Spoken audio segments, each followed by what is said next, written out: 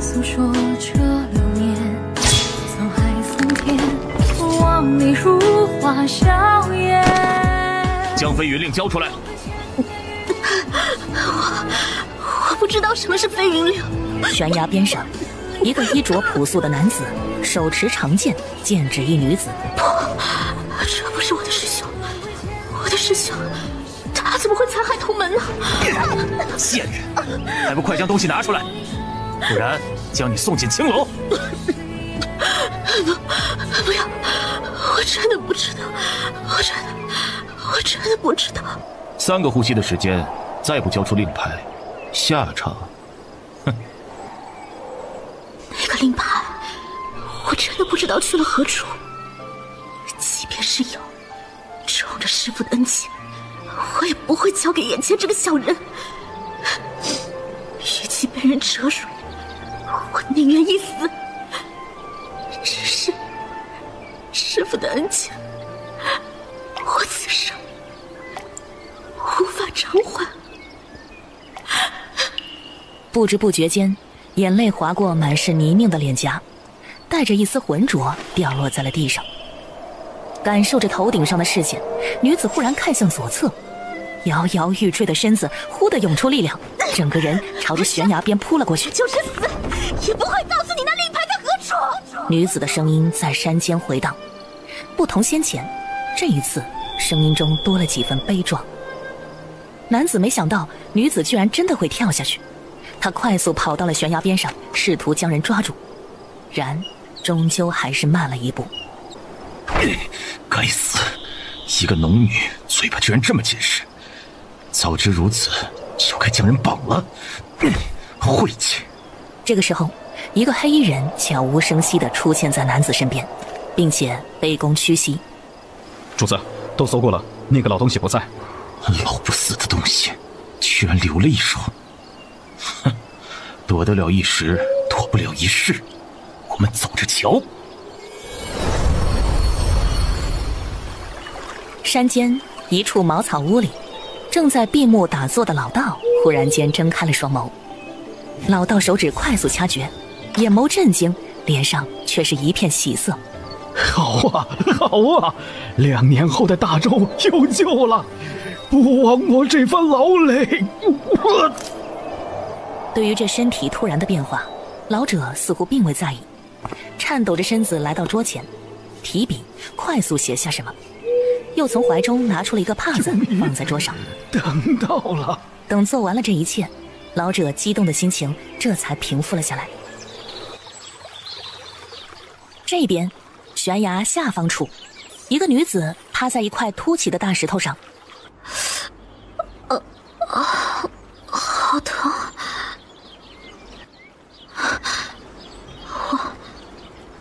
我没死，有人救了我。不对，这里很陌生，怎么回事？这是在哪里？我怎么会在这里啊？为什么满身都是伤？理智回归，疑惑刚在脑海闪现，而紧接着一股不属于他的记忆涌进了脑海。天啊，谁能告诉我这记忆是不是真的？我居然穿越了，而且还穿越在一个华夏历史上都不存在的国家。我去，这么玄幻的事情居然会发生在我身上，就离谱啊！算了算了，既来之则安之。既然老天爷让我重生了，咱也没有理由不感激他的恩德，不是？不过话说回来啊，这原主刘二丫还真是个苦命的女孩子，这爹不疼娘不爱的，从小到大都是被人欺辱过来的。唉，活得也太凄惨了吧。还好1年前遇到了一个老道士，收她做了徒弟，这才避免了早早嫁人的命运。只是这老道士，原主的师傅是山上道观中的道长，1年前云游到此处，见到瘦骨嶙峋被人欺压的原主，心生怜悯，这才收为了徒弟。人之初，性本善。至于那个害原主的罪魁祸首，也是一个来历不明的人，因为对方有点腿脚功夫，平时表现得憨厚老实，这才成了道长的徒弟，原主的师兄。好吧，突然发生这样的事，是该找师傅好好说一下。后山，距离悬崖那里不过才一盏茶的路程。柳青月顺着记忆来到了半山腰的茅草屋前。没人。柳青月凌厉的视线快速巡视了一下不大的屋子，哎，里面没有人，而且还没有打斗的痕迹。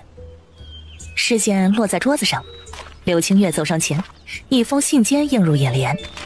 丫头来了，为师大限已至，守护大周的使命便托付于你了。2年后，大周会有一场浩劫，望徒儿救百姓于水火。喂，有没有搞错？让原主拯救苍生，就凭他那三脚猫的功夫？这个老道究竟是什么人啊？为什么要原主守护大周呢？难道这大周没人了吗？还有那个2年后有什么浩劫啊？柳青月第一次觉得自己的智商受到了威胁，这没头没尾的话让他有些消化不良啊。这难道就是古人的智慧？受教了。唉，算了，既然是原主师傅，与原主有恩，这件事本姑娘接下了。还有2年时间，这件事对我来说也不难。更何况我还要弄明白原主究竟是什么身份。柳青月收敛思绪，将信收好，目光正好落在了桌子上另外一件东西上，一枚令牌出现在了视线。这令牌玄铁打造，薄薄的一片，散发着一股凉意。难道这令牌原主的师傅又收回去了？为啥我脑子里没有原主的这段记忆啊？有古怪。之后目光又在房间里环视了一圈，柳青月复杂的目光落在了令牌上，片刻才收起令牌，转身离开了屋子。走进小强村，那些记忆深处的凄惨恍如昨日，一遍遍的在柳青月的脑海中回荡。娘，我知道错了，娘，别打了，娘，我这就去洗衣服。刘家，我绝不轻饶。原主肯定不是那刘家人，我脑子里的那段陌生记忆，一定是原主走丢前的记忆。哎呦，是二丫回来了！你今儿个回来，莫不是要前往京城了？张婶这话是何意？哎呀，二丫，你还不知道吧？你们家可是飞黄腾达了。张婶告诉你这件事，你可要记得婶子的好啊。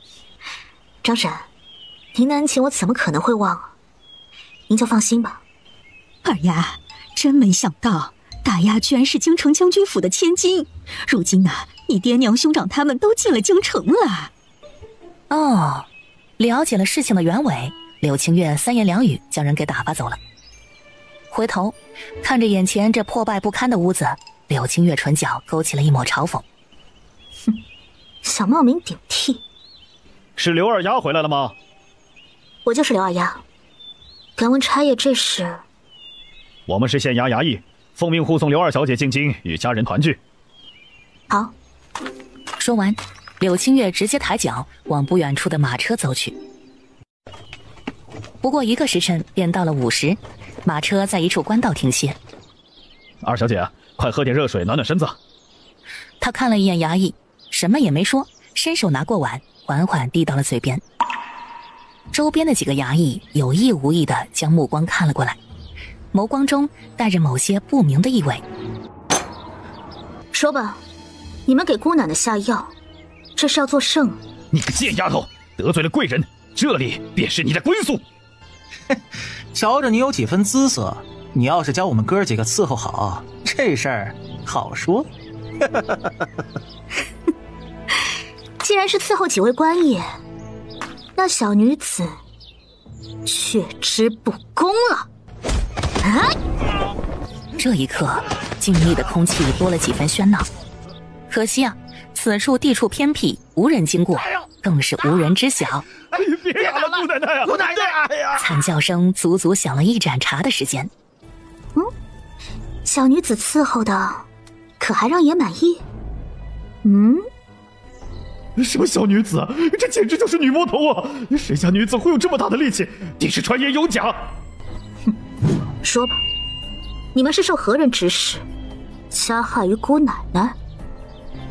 是刘氏让我们这么做的。他说你在道观里与人私通，丢了刘家的颜面，势必会影响到将军府的名声。这刘氏是担心自己的荣华富贵梦破碎，这才专门找人来毁了他，既可以死无对证，也可以安枕无忧。等到酒足饭饱之后，柳清月继续赶路。小强村在京城的西边，距离京城约莫500多公里。柳清月根据自己的身体状况量力赶路。这一日日落西山，整个天空都晕染上了红光，煞是好看。微凉的风穿过树林，在山间飘荡，寂静又荒凉的氛围陡然升起，令人生恐。夜要降临了。这忙忙碌碌了一辈子，难得无忧无虑的闲下来。这要是放在前世，我简直想都不敢想。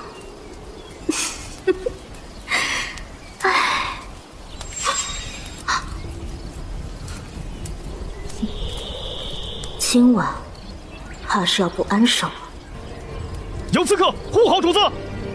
有人大喊出声，黑侍卫整齐划一地抽出长剑，刷刷几下，暗箭全部被打落。大战一触即发，只见数个黑衣人从四面八方现身，厮杀开始。刹那间，兵器碰撞的声音立刻霸占了这僻静的山谷，无数黑影晃动，血腥味涌现。两方人马较量，这可不是柳清月能掺和的，更何况他也只是偶然遇到，也不知孰善孰恶。站住！你是何人？阁下手下留情，小女子不过是赶路人，还请高抬贵手，让小女子离开。景王，还不快让你的手下住手，不然我杀了这女子！景王，车子里的人是景王，而这黑衣人想用我来牵制景王。放肆！一群鼠蚁而已，还妄想威胁王爷，痴心妄想。此女子谁又能知是不是同你们一伙的？即便不是一伙的，尔等挟持一柔弱女子，莫不是让人耻笑？景王是百姓的战神，你的子民如今有难，如今看来，景王也不过如此啊。是你们找死！柳清月抬头看向前方，只见一个身高8尺的男子缓缓地从马车里面走了出来。即便是视线昏暗，可依旧遮挡不住男子那英俊的容颜。你怎么没有受伤？但是黑衣人卡在喉咙里的话并没有说出来。放了女子。哼，景王果然好本事，就是不知拯救苍生的战神王爷有没有这个本事从我手中救下这女子。此刻锋利的剑刃抵在脖子上，柳清月感受到了微微疼痛，不用想，定是这狗东西划破他皮了。柳清月决定不装了，趁着这个狗东西的目光落在对面王爷身上，他双手缓缓地靠拢。从来没有人能够威胁得了本王。夜色又暗沉了几分，风也多了几丝寒凉。阁下绑架我，威胁他人，可知姑奶奶答不答应？气势随着语气陡然一变，短暂的愣神，众人便看到了惊恐的一幕。只见那为首的黑衣人直挺挺地倒在了地上，众人震惊了，众人目瞪口呆了。领头的黑衣人被杀，其他黑衣人也反应了过来，立刻朝着柳清月刺了过来。姑娘身手不凡，不知可想加入景王府？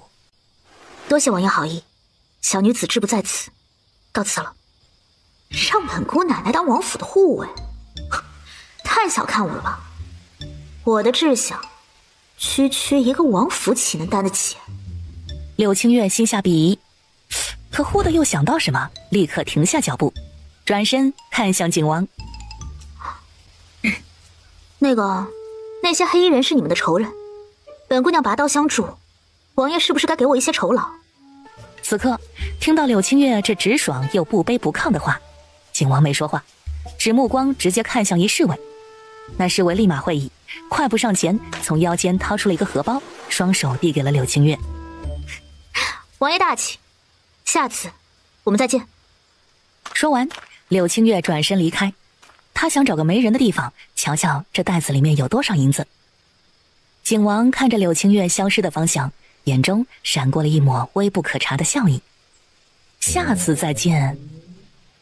王爷，您的伤……夜色寒凉，主子身上有伤，自是不能大意。要不是为了找出奸细，主子也不可能带伤出现在这儿。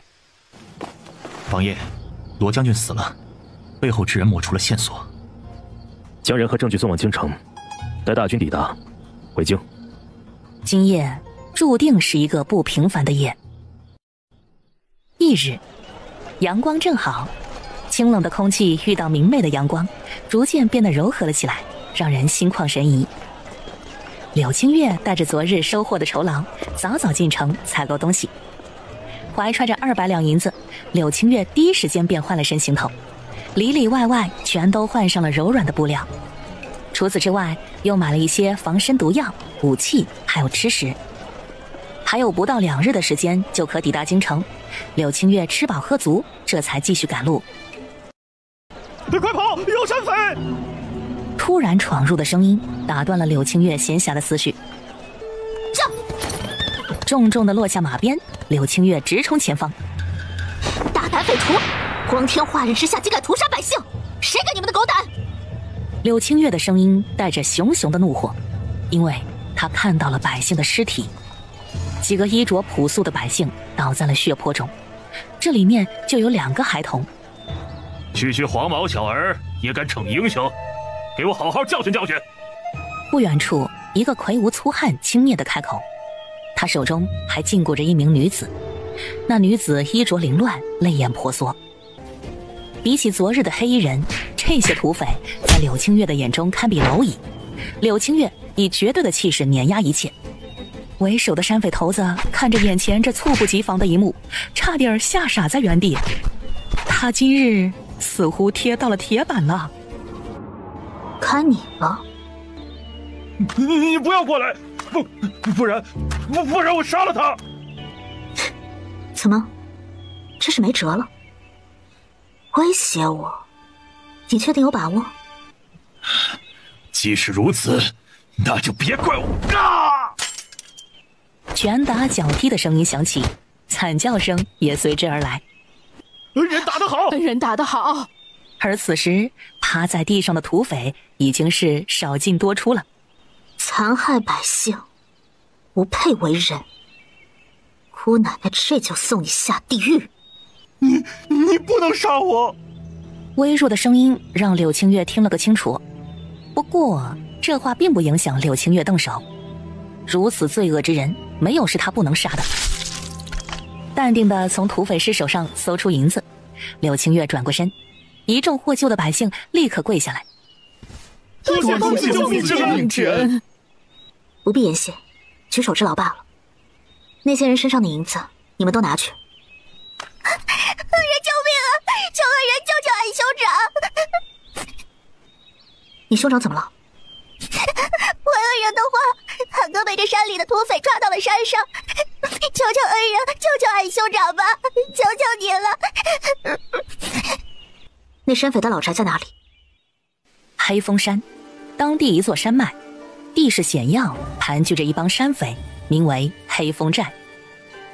山匪祸乱当地多年，官府却一直没能剿灭，故而令这些山匪们更加肆虐。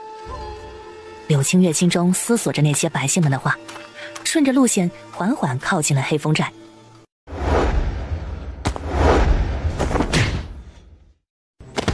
来人啊！有人！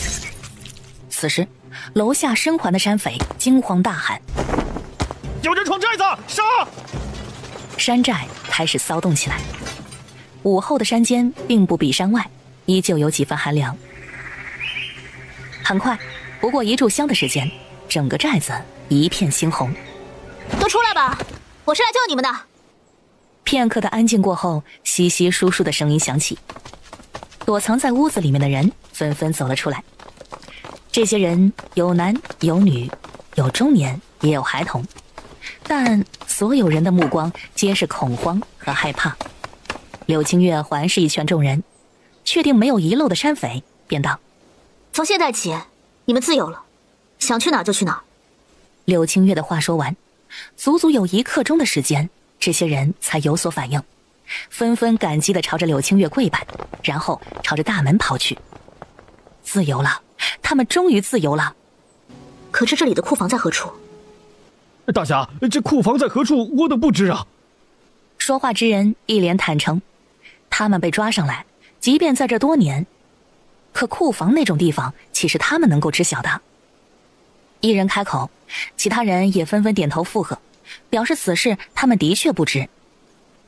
本想着让人带路，可是谁知无人知晓。柳青月简单的询问一番之后，便自己去寻找了。先前那些山匪都是从山洞里面涌出来的，柳青月便果断地走向山洞。这些土匪可真有本事，居然在山里打洞，就是不知这山洞里面可有什么不为人知的秘密。找到机关，石门打开，走了进去。这是一间密室。入眼看到里面的摆设，柳青月再次断定这寨子不一般。目光从墙角2个箱子上扫过，视线落在中间那张办公桌上。柳青月走近，看到桌子上放着一本册子，好奇之下，柳青月翻开浏览。这山匪果然有问题，这账本上写着，山匪掠夺而来的财物，居然都送到了别处。这账本上怎么没写送到哪儿，就只用了一个图案做标记。看着眼前这抽象的祥云图案，柳青月不明白这代表着什么，随手将账本收入怀中，抬脚来到那2个箱子面前。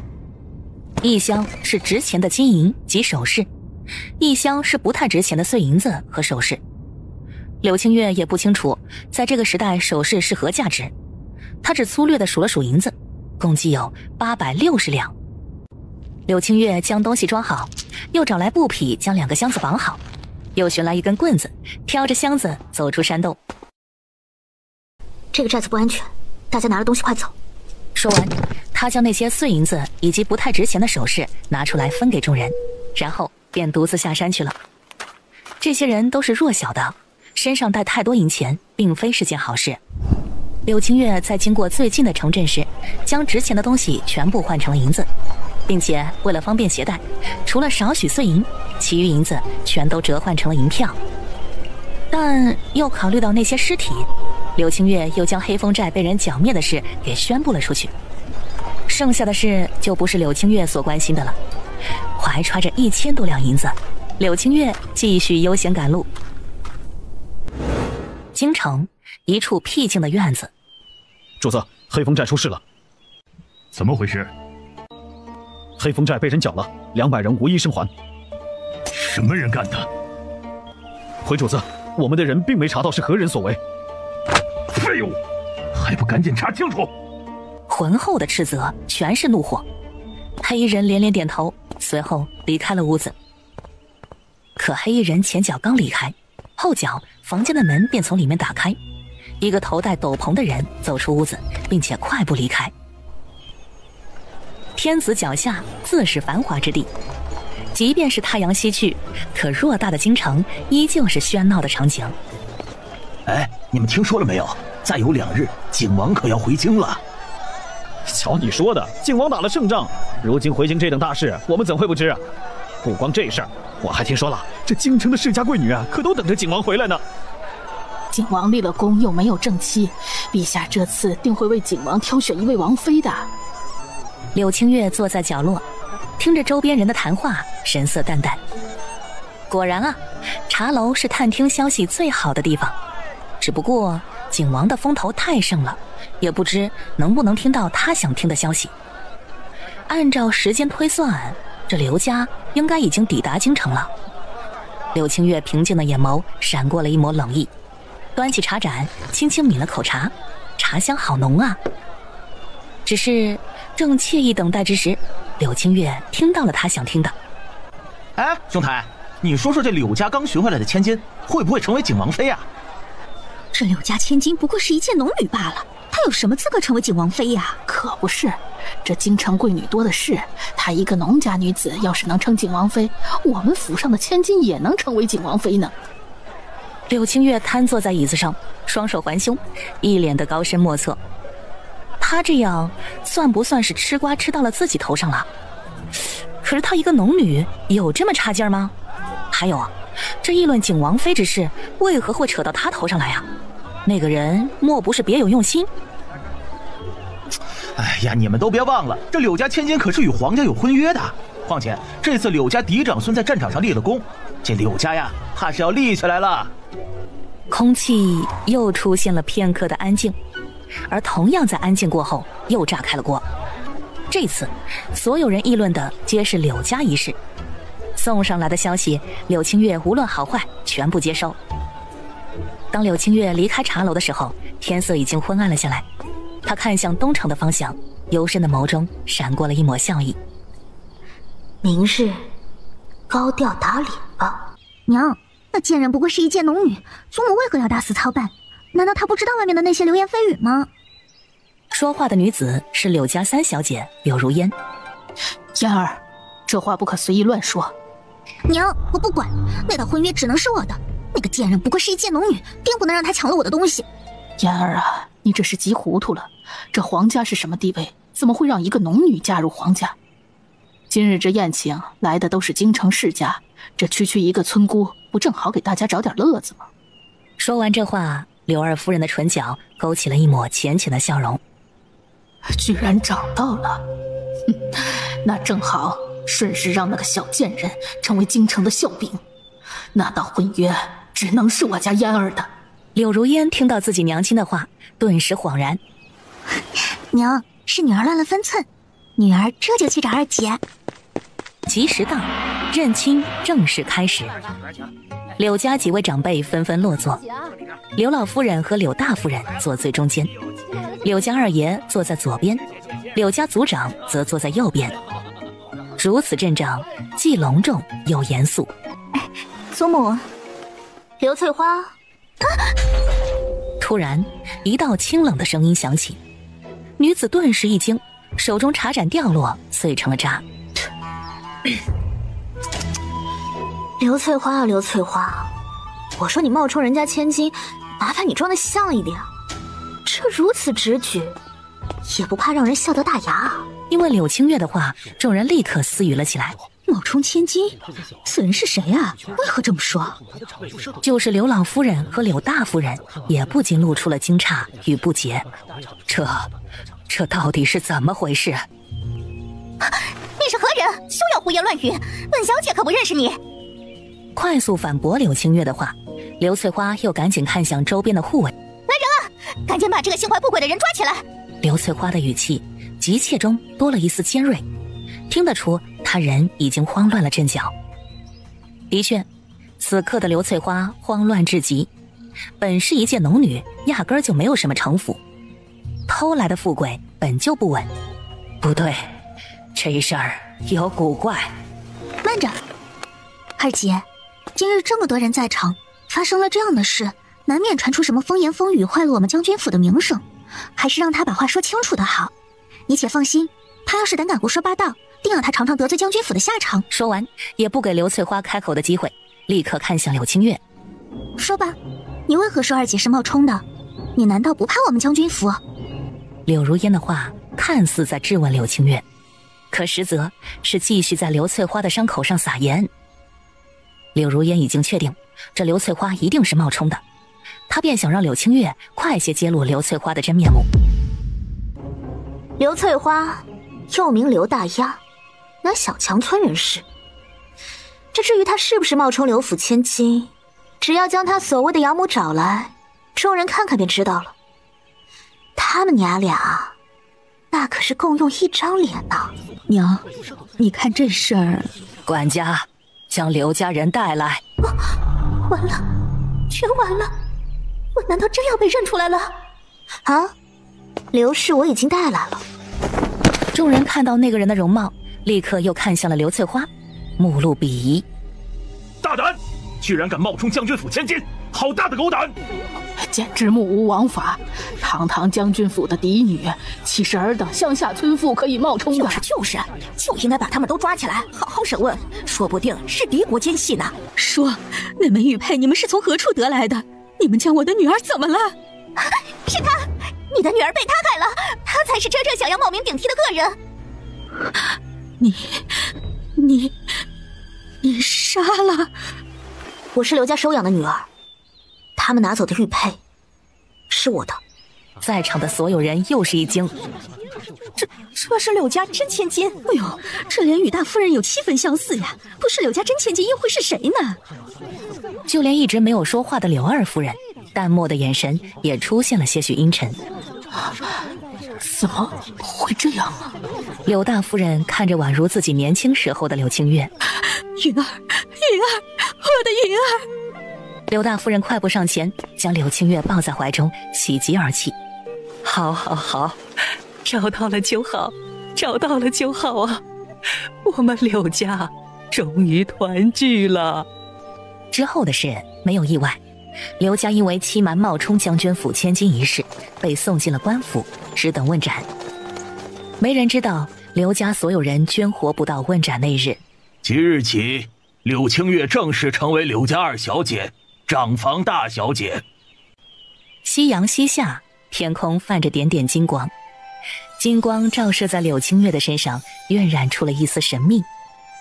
刘老夫人看着金光中的柳清月，眼中是止不住的满意。孩子，这些年你过得是不是很苦啊？刘老夫人终是问出了她一直想问的话。祖母，我过得并不苦，我有一个师傅，他教我识字，还教我了一些防身用的招式。对于会功夫这件事，柳清月并没有想隐瞒，只不过在说话方面也有所保留就是了。啊，真的，月儿，你居然会功夫？老夫人住在西北边，是府中最好的院子，不过因为喜庆，整个院子都装扮素雅。太好了，月儿，你是个好孩子。不日你兄长随同景王班师回朝，到时候啊，你们可要好好的陪陪你娘。哎，你娘这些年也受了不少苦啊。临走前，刘老夫人语重心长地开口，眉宇之间也满是笑意。夜如约而至，微凉的风拂动树枝，吱呀作响。这2年之后，究竟会有什么灾难呢？柳清月眉头微皱，起身走到屋外。想要应对2年后的灾难，势必要手握权力，早早筹谋。就是不知罗珊那个狗东西在哪里。柳清月的眼眸中闪过了一抹杀意，但很快又恢复了平静。许是坐着有些无聊，柳清月干脆练起了功夫。翌日，天刚刚亮，柳清月便起了床。小姐，奴婢可否进来为您梳洗？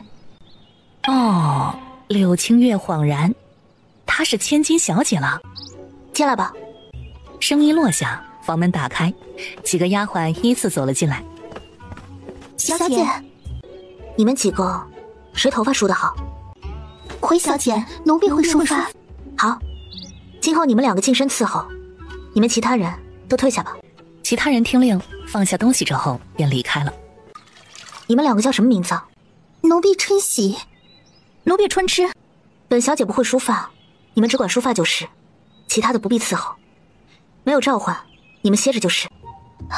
小姐，2个丫鬟都没想到，小姐就只让他们做这点小事，便想开口说什么。不过柳清月也没给2人机会。主子的话就是命令，你们是我院子里的人，自然当听我的话。要是不听……柳清月说这话的时候，神色十分严肃，即便是最后的话没说完，但是意思已经很明显了。他的人容不得背叛。小姐息怒，奴婢谨听您的教诲，绝不背叛。梳洗结束，已经过去了1炷香的时间。柳青月第一次感觉到了女子梳妆的麻烦。行了，赶紧让膳房上菜吧。小姐，您现在还不能用膳，您该去给老太太和大夫人请安。春枝说这话的时候有些胆怯，生怕惹来小姐不悦。你随我走一趟，顺便给我讲讲有什么规矩。寿喜院，老夫人住的院子。柳青月来到这里时，正经的主子已经到了。孙女给祖母请安。哎，好孩子啊，快坐到祖母身边来。柳青月站直身子，在祖母身边坐下。月儿，昨夜休息的可好？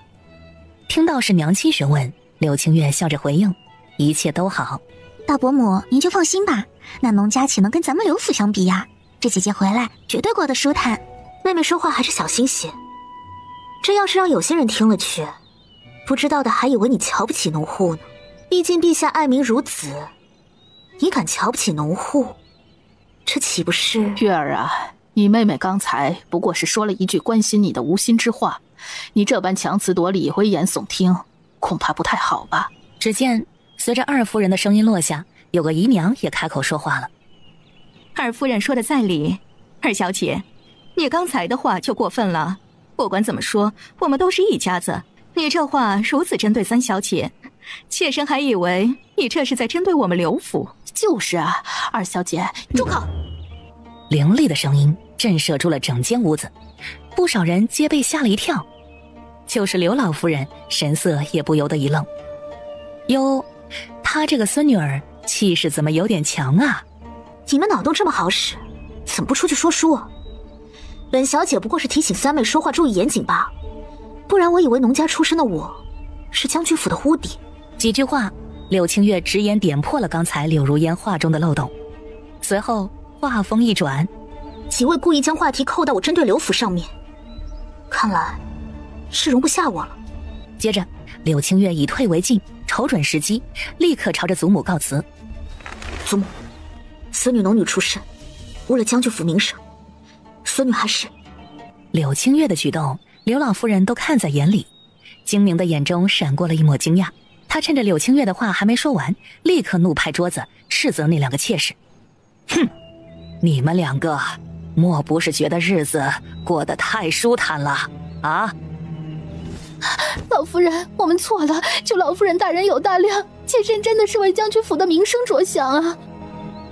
是呀，老夫人，要是我也冒犯到了二小姐，还望二小姐恕罪，原谅我们的无心之过。哼，你们两个目无尊卑，公然顶撞嫡小姐，污蔑清誉，来人，杖责30，发卖出府。老夫人的话让两个妾室彻底瘫软在地上，就是柳青月不禁也对老夫人的处罚多了一丝诧异。老夫人，求您饶了我们，饶了我们吧！我们真的知错了。片刻，二夫人站了出来，朝着老夫人自请责罚。娘，是儿媳误会二小姐了，也是儿媳没有管教好那两个妾室，儿媳自行抄袭府中的规矩，向二小姐赔罪。二夫人说完，又看向柳青月：“月丫头，是婶子误会你了。嫣儿还小，说话有些纰漏，然后婶子定会严加管教的。这个贱蹄子，今日是我小瞧他了，如此蛮横，那就别怪我今后不客气了。”柳青月不知道这二夫人在府中是个什么角色，但是从昨日进府，她便察觉此人的城府极深。二夫人赔过礼之后，柳如烟也赔了礼。随后二房的人先一步离开。月儿，你刚才……大夫人见人都走了，有些不知该怎么说出口。自己母亲这性子同那二夫人一比，简直是太过柔软了，也难怪这掌家权会落在二夫人那儿。娘，那两个妾室忘了礼数，以下犯上，祖母都已经教训过了。况且二夫人刚才也朝我赔礼了，我们都是一家人，我不会记仇的。柳青月说完，又感激了祖母几句，随后脚底抹油，麻溜地离开了。今日他是张扬了，不过刘府的人也该学会适应，毕竟他今后只会更加张扬。娘，月儿今日言语有失，您为何还护着她呀？大夫人有些不解。并非他不是站在自己女儿这边，只是刚才自己女儿说的话也有错处。老大媳妇儿，我护着的并非是月丫头，而是咱们刘府啊。我们刘府？大夫人一时不解。咱们刘府今非昔比，月儿在农家长大，自然少不了那些世家的诟病。可是在刘府，我绝不允许任何人拿这件事情搬弄是非。娘说的是儿媳想的太少了。娘，儿媳知道该怎么做了，只是什么？香如，你有什么话直说就是。老大媳妇儿啊，什么都好，就是这性子容易瞻前顾后，犹豫不定。娘，月儿如今找回来了，可她身上还有皇家的婚约。月儿来自农家，这一点我们不敢欺君。可是月儿这样的出身，又怎能入得了皇家的眼呢？彼时只怕会有更多的流言。皇家妃子哪个不是出自名门之后，知书达理的？唉，真是天意弄人呢。要是无缘，那便退了这婚事吧。另外一边，清风院，柳清月吃饱喝足，正准备出门，柳如烟便来了。姐姐，你这是要出府吗？这里没有旁人，说吧，你来找我何事？柳清月不想将时间浪费在无关紧要的人身上，她还要忙着出去考察项目呢。二姐，你刚回京城，身边连个说话的人都没有。妹妹受邀参加今日下午的游春会，正好带着你一同前往呀。妹妹的好意我心领了，只不过我习惯独处，这种事你还是留着自己去吧。柳如烟瞧见柳清月不上当，有些急了。二姐，你莫不是怕了？他们又不是鬼，我怕什么？还是说他们比鬼还可怕？既然二姐不怕，为何不去啊？你别忘了，你现在是刘府千金，你这要是不露面，这京城指不定又会有什么流言传出来呢。到时候就不是嘲笑你这些话了。柳如烟想让柳清月前往，故意将话说得严重了些。好，那本小姐下午就勉为其难的去瞧瞧，想看我的笑话，那就看看到底是谁看谁的笑话好了。柳清月说完，抬脚直接离开了。柳如烟看着柳清月的背影，眼中带着幸灾乐祸。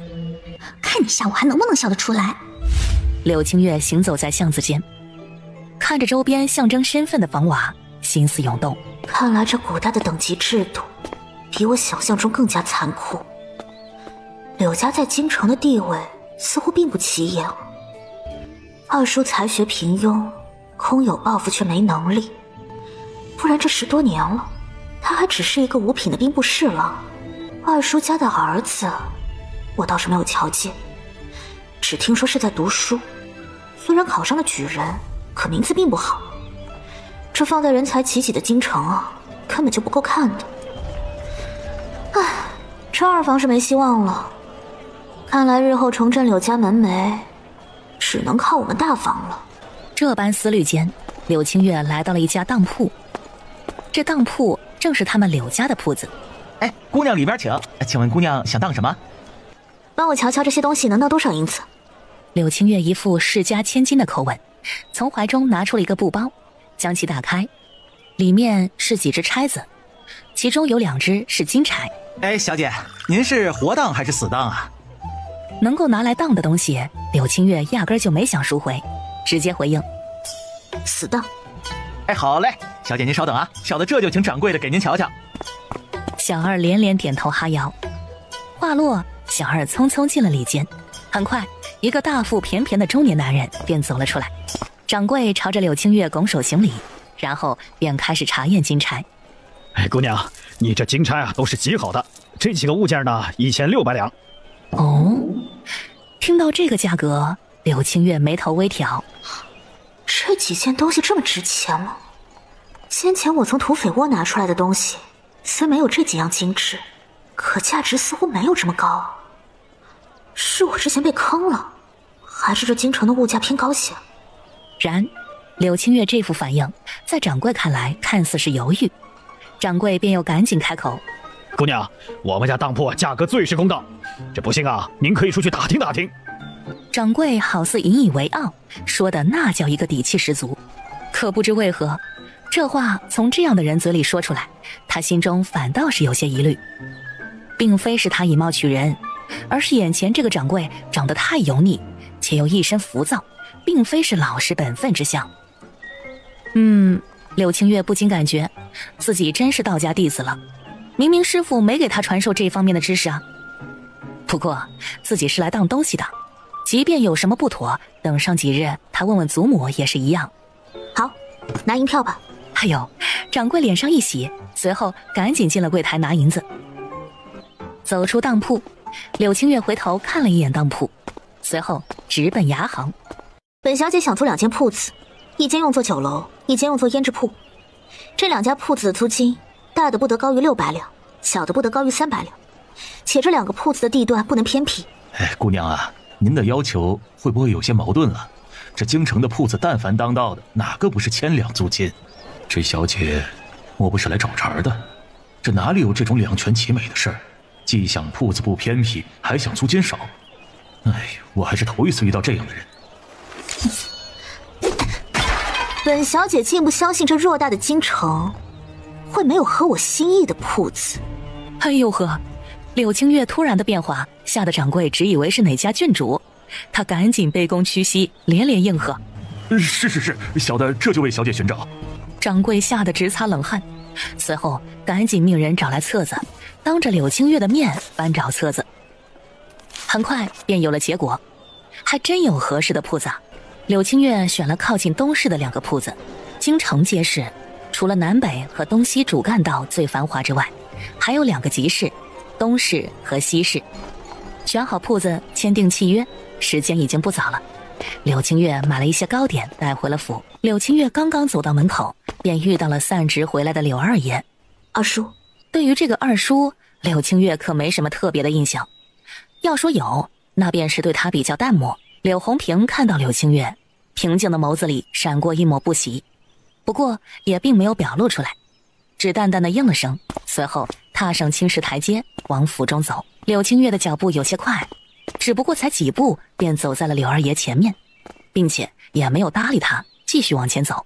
二丫头，你刚回府还不懂府中规矩，稍后我让你二婶派个人来教教你规矩。哼！柳清月听到这话，立刻停下脚步。敢问二叔，你哪里看出来我不懂规矩？放肆！你怎敢这样跟你的长辈说话？难道这就是你的教养？果然是上不得台面的农女，性子狂野，目无尊卑，如此脾性，怎配成为我柳家人？教养？那是个什么东西啊？能吃还是能穿啊？柳二爷的脸又黑了几分。抱歉啊，二老爷，我师父只教过我惩恶扬善，并未教过我什么是教养。我这就去问问祖母，什么是教养。说完，柳清月头也不回的走了。你这是反了天了，这是反了天了！你粗鄙放肆，岂有此理！柳二爷气得失态，周围下人瞧见这一幕，全部都眼下震惊，惶恐低头。寿喜院，柳清月将买的糕点一一的摆放在桌子上，脸上带着亲切的笑容，好似一个无事人一般。祖母，这是苏新房的糕点，我瞧着那家铺子生意极好，便给你买了些。不知道祖母喜欢哪种口味，孙女只好都买了些。哎呦，好孩子，你有心了。怎么样啊？外面好玩吗？挺好玩的。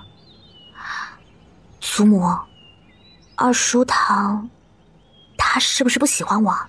刚才我在门口碰见他，孙女笑着问候。二叔他有些淡漠。哦，这话怎么说？祖母您知道的，我在农家长大，并非大家闺秀模样，我只知道谁对我好，我便对谁好，谁要是对我不搭理，那我也会对谁不搭理的。柳清月先表明了自己立场，随后开始陈述刚刚的经过。而等他说完这些，老夫人的脸色已经很难看了。岂有此理！来人，将二爷给请过来。老夫人冷声下令，下人听令，立刻转而离开。丫头啊，你放心，这件事祖母定要给你做主。老夫人的话让柳新月心暖，同样心中的疑惑也更多了。祖母似乎是无条件的护着她呢。儿子给母亲请安。母亲这个时候让儿子过来，可是有事啊。老二，是你说月丫头没有教养？娘，这个丫头目无长辈，我不过说了让她学习规矩而已，居然敢对我这个二叔大不敬。不仅如此，她居然来你这里嚼舌根，种种迹象可见其心思不正。娘，这个丫头……住口！老二，月儿是你的侄女，是你大哥的女儿。要是你大哥还在，他会遭受那些苦吗？话说到这儿，好似触碰到了什么痛苦的回忆，老夫人当即红了眼。好了，丫头啊，你且回去吧，祖母有话要跟你二叔说。柳清月张了张嘴，最终什么话也没说，转身离开了屋子。老二，你还是嫌弃丫头是农女，是吧？柳二爷刚才被自己母亲一句斥责堵上了嘴巴，他干脆没有开口，但是心中想着，没错，我就是嫌弃那丫头是个农女。这2日京城都是我们刘府的笑话，今日更是连同僚都提起昨日之事，这让我颜面何存呢？老夫人又不傻，她虽是没说话，但是脸上的神色已经说明了一切。唉，既然你嫌弃那丫头，那以后你就不要管那丫头的事，今日这事就此结过吧。你退下，我罚了。对于这个二儿子，老夫人只觉得有些心力交瘁。哼，这个拎不清的，要不是寻到丫头，我都不知道我这个二儿子如此看重身份，居然3番几次让我收回将人接回府的命令，即便是因为朝中他人的闲言碎语，可也不能成为他的由头啊。月儿是我们柳家人，是我生儿的骨血呀，我怎么可能让他流落在外呢？况且他还是……这个老二啊，太令我失望了。老夫人，二爷向来孝顺，这今日之举，许是有什么苦衷吗？虽然他也不理解老夫人为何护着二小姐，但是他也不忍看到老夫人母子之间心生嫌隙。哼，不管他有什么苦衷，那都是他的命。没错，自己儿子是个什么样的才智，他再清楚不过了。先前他只以为他平庸，担不起柳家这担子，可现在看来，哼，他这是迂腐势力呀。老夫人呐，这二小姐性子直爽，倒也是好事。只是这里是京城，多的是世家，二小姐行事难免是有什么纰漏之处。您看，要不要让人教她点规矩？哎呦，京城啊，不比其他的地方，多的是达官贵族。二小姐在刘府倒还好，这要是出去，便是刘府的脸面，定是不能出一丁点的错处呀。听到嬷嬷这话，老夫人的思绪不禁回到了年前在弘恩寺上香的时候。施主眉头紧锁，看来是心结缠绕啊。敢问方丈，这结当如何化解啊？施主所求之事很快将会化解，并且大富大贵，直抵云霄。啊，这方丈这话是何意？你心中所欠之人，便是这化解之人。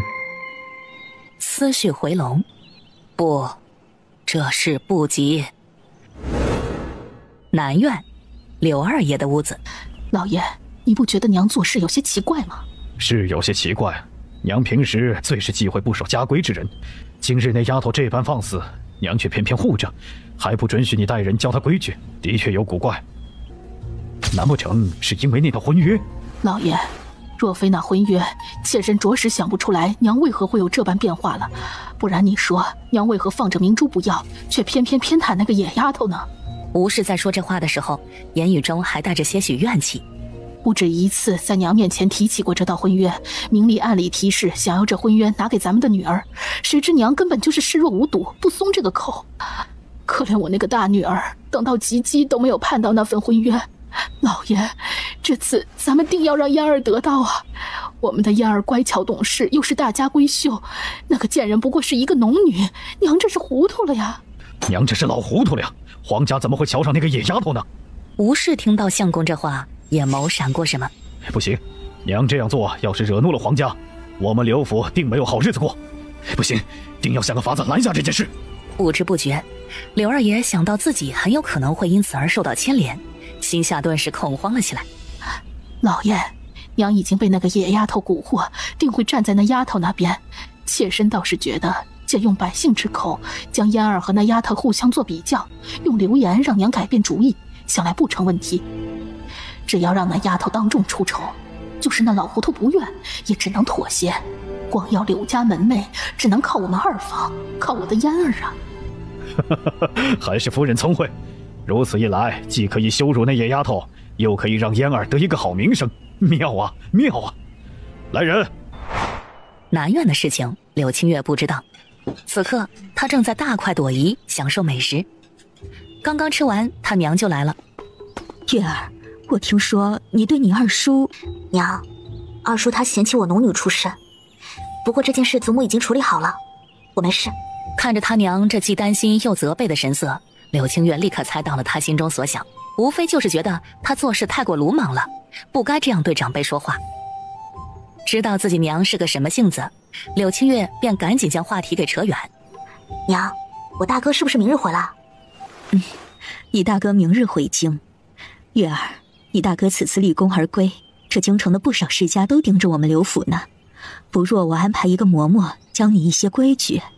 娘，你就放心吧，我的本事不小，无需学那些繁琐的规矩。那些人除了笑话我的出身，并找不出别的错处。柳清月说完这话，忽地佯装想起了什么来，差点忘了这游春会了。娘，我有事要忙，你好好歇着啊。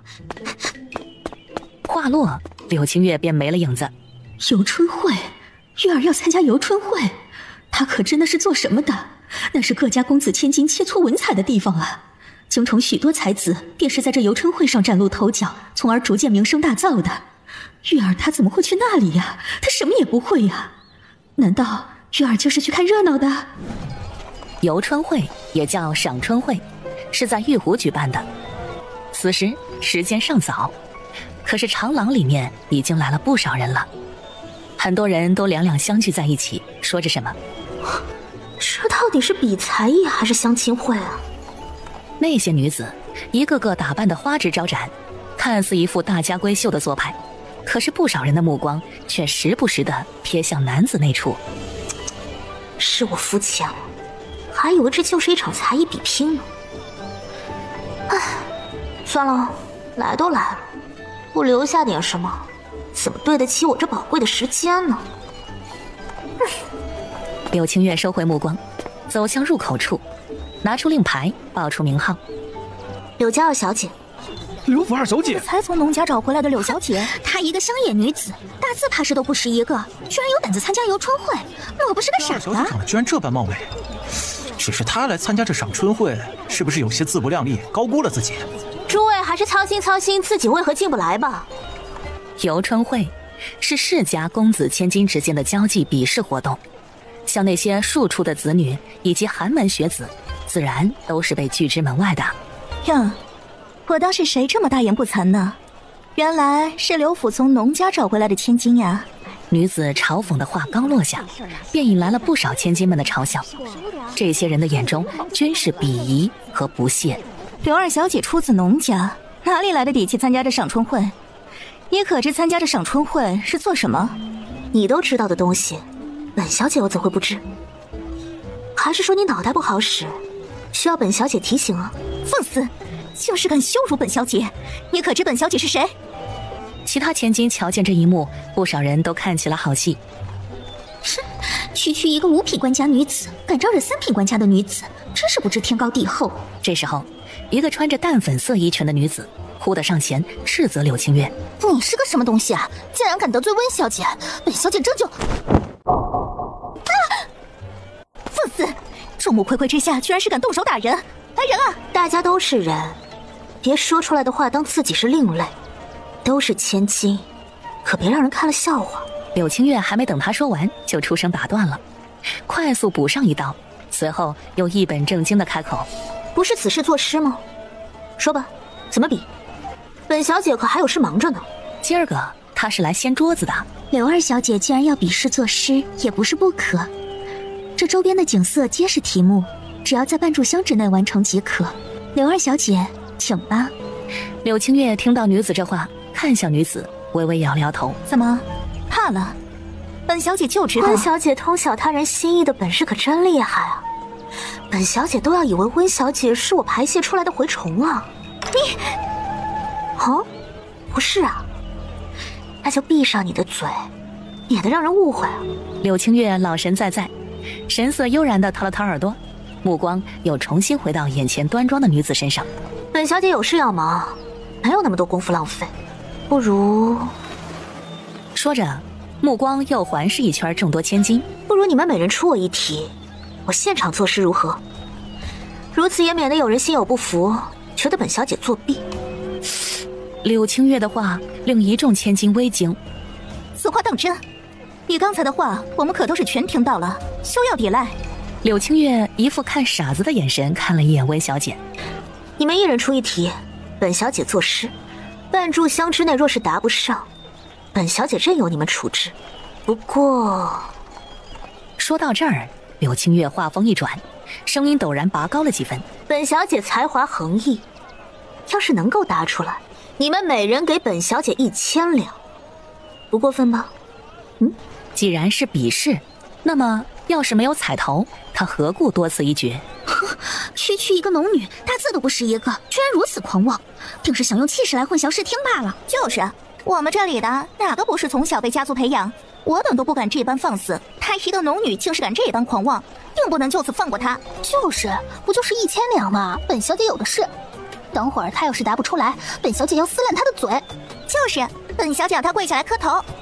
柳二小姐，都说你来自乡野，今日一见，公子若是想要参与进来，麻烦准备1000两银子，不然还是别多管闲事了。柳青月的话让男子恼羞成怒。世子莫要生气，既然柳二小姐大言不惭，胸有成竹，您考她一考又有何妨？我们这么多人，就是当朝新科状元，也是不敢说出这种大话的呢。被称为世子的男子是申国公府的世子，他身份尊贵，才华横溢，在京城10大才子中排行第4，前途无量。既是柳二小姐所求，区区1000两而已，本世子倒要看看柳二小姐有没有这个本事了。很快，参与者和原来的20人变成了35人，银子也从2万两变成了3万5千两。快点出题吧，别浪费本小姐的时间。哼，柳二小姐胸有成竹，那让本世子考上一考。今日这玉湖景色宜人，就是不知柳二小姐能不能用那岸边的草做一首诗，能不能用那岸边的草做一首诗。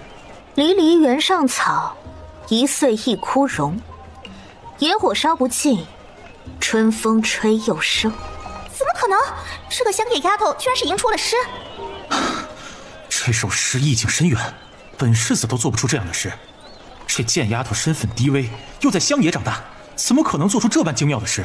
技不如人，还要污蔑于我，承认被我一个农家女子打败有这么难吗？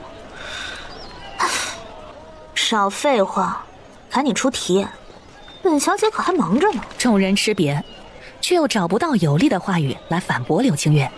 柳二小姐倒是令人意外，就是不知你能不能答出本小姐的题。本小姐最喜欢这芍药，芍药又比喻作花仙，不知柳二小姐的诗可能描绘出她的美。芍药是10大名花之一，多生长在中原一带。浅白青黄皆异态，还如杜宠各低垂。暖风一阵图香烈，无酒熏酣秀水时。说完，柳青月还不等众人有所反应，又果断拿起了1000两银票收入怀中。真好啊，背一首诗能得这么多银子，下次再有这样的机会，我一定还来。众人都不服气，也更不承认柳青月是真的有才。立刻，第3个人便站了出来。午后的阳光让人犯困，微微凉风引人陶醉。随着时间流逝，那些公子千金出的题越发的刁钻起来了，甚至都超出了湖边景色，以繁荣的京城为题作诗。众人以为这样就能够让柳青月受阻，从而败下阵来，却不曾想他们的题在柳青月面前好似不值一提。轻轻松松便做出答案，而这答案却是千古一绝，什么千山鸟飞绝，万径人踪灭，什么长山我亦何为者，也在游人笑语中，句句都意境非凡，堪称经世之作。渐渐的，35人提问结束，柳青月也作答结束，现场一片沉寂。诸位都是才子佳人，输给我一农家女不丢人，今日多谢了。柳青月刚刚离开，那些看热闹的人瞬间炸开了锅。哎，这个柳家二小姐真是没想到啊，居然才貌双全，刚刚做出来的诗真是惊人之作呀。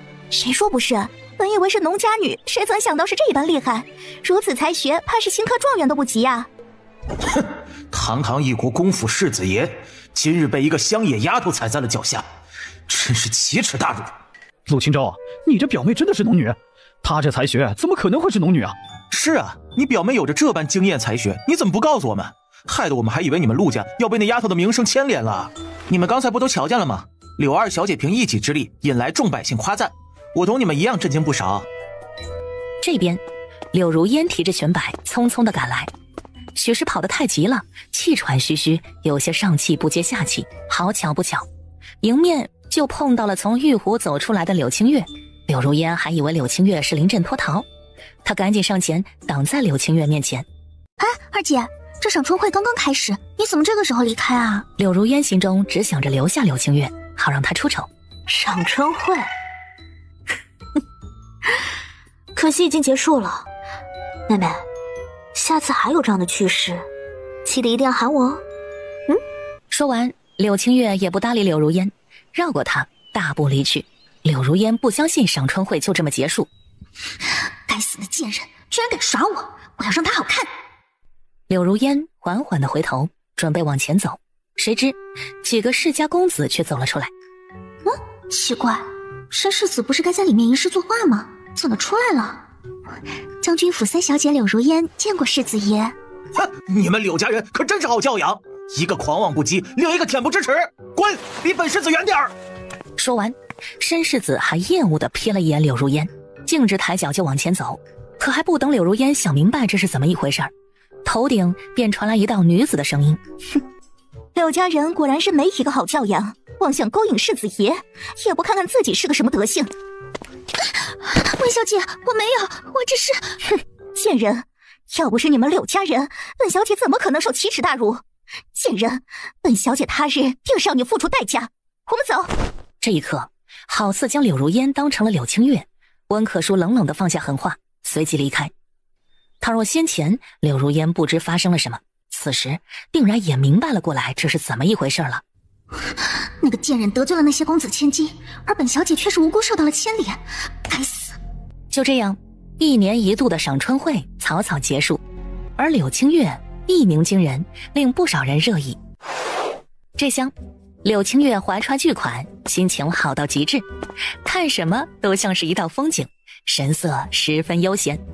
上午，他只租好了铺面，其余事情一件都没忙活。柳青月打听好了靠谱的装修工匠，谈好了装修布局，商定10日的时间修整完毕。谈妥这件事以后，柳青月又匆匆来到牙行。他花了2000两买下南城一处宅院，又花了100两买下了5个女子，才算完。你们几个今后就在这里做工，至于做什么，本小姐不日会教。5个女子恭恭敬敬地站好，眼中带着感激。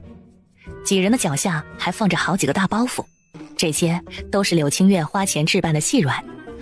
本小姐最忌讳吃里扒外之徒，倘若日后谁经不住诱惑出卖本小姐，那别怪本小姐让你品尝什么叫求生不能，求死不得。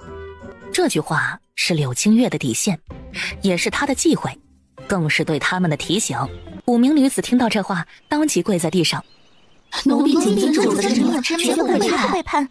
事情安排好，柳青月留下几两银子当做这几日的伙食，人便离开了。祖母，您找我。孽女，还不快跪下！二叔，你这是何意？你瞧不起我，至于这样蹉跎我吗？放肆！你个孽障，今日在赏春会都干了什么？你莫不是要害死我们才甘心？柳二爷怒斥柳青月，那股怒火好似要生吞活剥了柳青月似的。好啊，好啊！本官倒是没想到，这个野丫头居然做了一件惊天动地的事。她居然敢招惹全京城的公子千金，这是要把我们将军府逼上绝路啊！二姐，要不是你得罪了申世子、温小姐他们，燕儿怎么可能会被他们羞辱？他们还说定不会放过我们柳家。柳如烟避重就轻，成功挑起事情的严重性。月儿，快说说这是怎么一回事啊？燕儿说的可是真的？你真的得罪了那些公子千金？娘，别听妹妹胡说，我今日给刘府长了脸，怎么可能得罪那些公子千金？胡说！你明明得罪了那些公子千金。既然你一口咬定我得罪了他们，那你说说看，我是怎么得罪了全城的公子千金的？我一个弱女子，又如何能够将全城的公子千金给得罪了？全城的公子千金，这柳如烟说话的口气还真是不小。明明今日参与到的世家不过20几家，即便是得罪，那也只是一半的人。这京城大了，我可还没达到得罪全城世家的本事。柳青月的话让柳如烟哑口，支支吾吾的说不出什么来。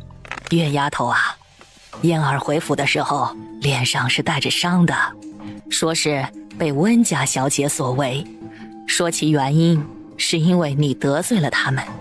我现在不管嫣儿说的，我只问你，丫头，你且说说这赏春会是怎么一回事儿？你又为何说你给柳家长脸了？老夫人说得很公正，没有偏袒任何一方。三妹妹说话真好笑，你得罪了人家温小姐，人家打了你，你却怪在了我头上。既然你说我得罪了那些公子千金，而那些人身份贵重，又为何我什么事都没有，却偏偏你被他们欺辱啊？就是你，要不是你，我又怎么可能……住口！月丫头，你继续说。今个三妹邀请我参加赏春会，我便去了。不过那些人笑话我是农家女，大字不识，根本不会做事，甚至还出言嘲讽我柳家。我不服，便跟他们打了个赌。他是柳家人，嘲笑他就是嘲笑他们柳府。他说这话没毛病。哦，什么赌啊？那些人都自视清高，瞧不起我这身份。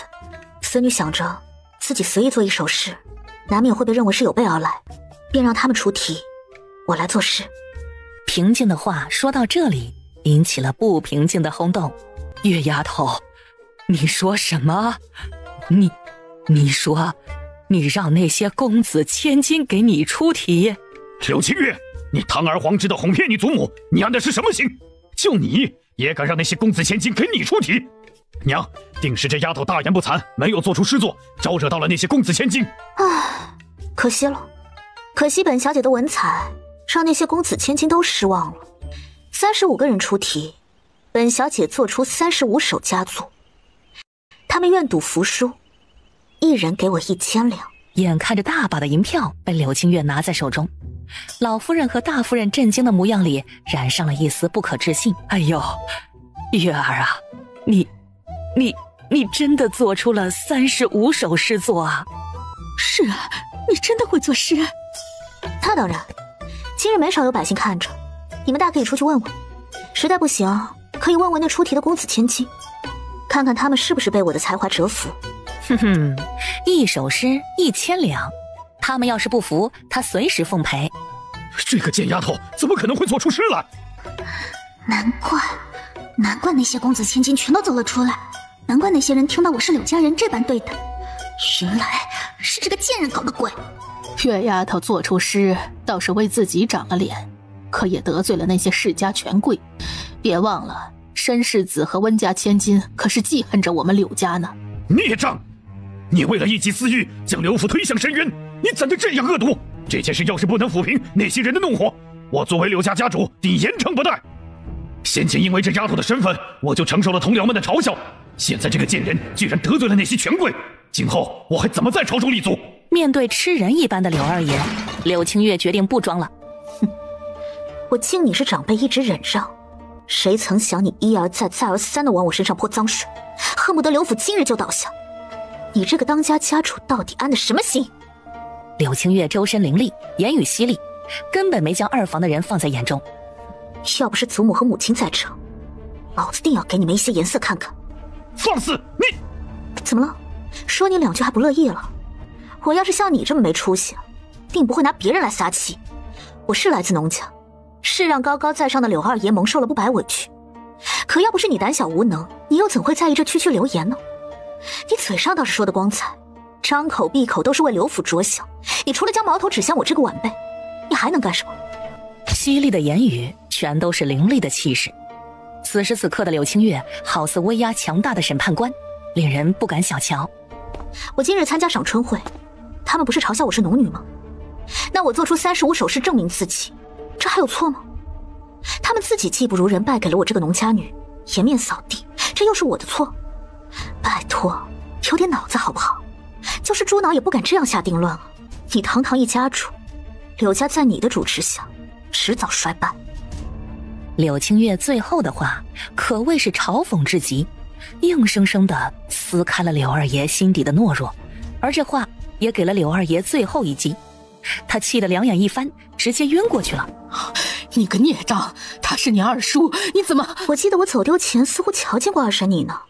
柳清月突如其来的话让吴氏神色一僵，他不敢再跟柳清月说话了，赶紧命人将老爷给抬走。看来原主的遗失并非偶然，原主的记忆中闪过吴氏的脸，而这出现的时间好巧不巧就在原主走失的那日。月儿，你怎么能对你二叔那般说话呢？娘，二叔他不过是因为被我戳中内心，颜面扫地，装晕罢了。况且我说的又没错，我是来自农家，那被人欺辱难道就该顺着吗？他这个娘亲性子软，又深受尊卑之礼的束缚，柳清月可以理解，但是他不会认同。好了，香如啊，这孩子说的对，你就别说他了。事情的因果都解开了，老夫人也见识到了柳清月的睿智，自然不会怪罪刚刚的失礼。哼，你呀，丫头啊，你这本事可真不小啊，刚才那架势都把祖母给惊到了。刚才孙女儿身上所迸发出来的气势，真像极了我那可怜的大儿子呀，凌厉威严，不容侵犯。祖母，你就放心吧，我本事多着呢，今后我们柳家只会越来越好，谁都不敢欺负。老夫人笑得一脸欣慰，她知道自己这孙女儿是有些本事的，只是能不能越来越好就看天意了。祖孙两人又寒暄了几句，柳清月便离开了。娘，您为何这般护着月丫头呀？难道您不怕将那丫头宠坏了？这丫头的性子的确是有些冲动，她生怕这丫头哪日给闯出祸事来。不，嫣儿或许会宠坏，可是那丫头啊，不会的。大夫人听到老夫人这话，终是没说什么，起身就要走。香如，你等等。香如啊，月丫头这些年过得苦啊，她能逆境而生，已然是无人能及。你呀，日后要信她。这丫头做事有章法，虽是胆大，但却不冲动。就如今日这赏春会来说，丫头用她自己的本事去羞辱了一群自命清高的人，那些人即便是心有不服，可又能怎么样呢？啊，我们这丫头啊，有着一身的才华，想必当初是吃了不少的苦。你这性子我也知道，没什么坏心眼儿，但是太过恪守礼数，对那丫头而言并非是一件好事啊。娘提醒的是儿媳固守了，今后儿媳定护着月儿。柳二爷回到院子，人便清醒了过来，可发了一通好大的怒火。老爷，那个小蹄子真是无法无天了，居然敢当众指责你，他这是吃了雄心豹子胆呐，根本没有将你这个家主放在眼里。这才2日，这要是时间久了，岂不是要当家做主了？要不是娘护着他，我定要严惩那个贱蹄子，再将他赶出去。老爷，这丫头不服管教，公然挑衅那些世家千金，如今这般满腹才华，这要是传入了宫里，可如何是好啊？那丫头要是成了王妃，指不定在我们面前怎么嚣张跋扈呢？您说说，到时候我们该怎么办呢？柳二爷不禁被提醒，可是面对眼下，他的确没有什么好的法子。老爷，那个丫头性子狂野，目中无人，她在府中这样对您，想必对待那些世家千金亦是如此。妾身有个法子，不知当讲不当讲。夫人，你有什么主意？快快说来。老爷，只要将您被那贱丫头气晕的事情传出去，那丫头嚣张跋扈、目无尊卑的事情便会被众人所知晓。而且那丫头得罪了不少人，想必在这件事上，他们很有可能只会将矛头指向大房，而并非我们二房。那个贱人有才华又能如何？品性有缺，定不能嫁入皇家。这个法子妙啊！夫人，还是你有办法呀。春日的天气说变就变，原本还平静安详的夜晚，忽的狂风大作，电闪雷鸣。也不知过去了多久，大雨平息，万物归于一片平静。清晨，太阳如期升起。祖母，兄长他几时回京？根据前些日子来信推断，应该就是午时回京了。柳青月点点头，没再说话，随后转身离开了屋子。柳青月回到院子，将人支开，顺着偏院墙头翻出去，人便出了府。掌柜，这些罐子可能烧制。柳青月也不墨迹，开门见山，见到掌柜，立刻将自己昨夜画好的面霜瓶子设计稿给拿了出来，拿过柳青月手中的图稿，仔细端详了一番。片刻之后，点点头。小姐，这罐子模样精巧别致，小的能做出来。得到回应，柳青月谈好价钱，每个样式的瓶子全都订购了100个。她的护肤霜分3种价位，主打一个全民都能买得起。做好这件事，柳青月又来到了不同的药房，购买了多种草药，随后来到南城的宅院。这些草药有拿来当调味剂的，还有拿来制作面霜的。柳青月让5人将草药按照自己的要求处理好，人便离开了。可正是这个时候，柳青月忽然被人撞了一下，一只手飞快抢过她腰间的钱袋。怎么，拿了我的银子都不给我打声招呼？小伙没想到自己被人抓了个正着。说吧，为何偷本小姐的银子？我想活着。你有手有脚，想要活着并非难事。看来你就是惯犯。男子沉默不语，柳青月直接收起了短刀，捡起地上的钱袋子，随手丢给男子20两。任何苦难都是暂时的，熬过这些时日，说不定春暖花开。说完，柳青月便抬脚离开。只听身后咚的一声，男子猛地跪在地上。敢问姑娘芳名？他日要是拨云见日，定不负今日之恩。要是有事，可以来将军府找我。恩人是那将军府2小姐。直到柳青月的身影消失于街巷，男子才着急起身，随即往一处的街巷而去。终于有银子给娘看大夫了。大军班师回朝，东大街和朱雀大街满是百姓，道路被围得水泄不通。快看，是景王的马车！只见一辆宽大又奢华的马车缓缓地驶来，不知道里面究竟有多奢华，可是单看外面的金丝祥云，就足以证明里面的人是皇子身份。柳青月抬眼看向马车，到底是皇权社会，除了天子，就数这皇子的马车最是豪华。其他皇子的马车我倒是没瞧见过，可我们刘府的马车跟这一比，简直一个天一个地。这景王到底是受宠啊？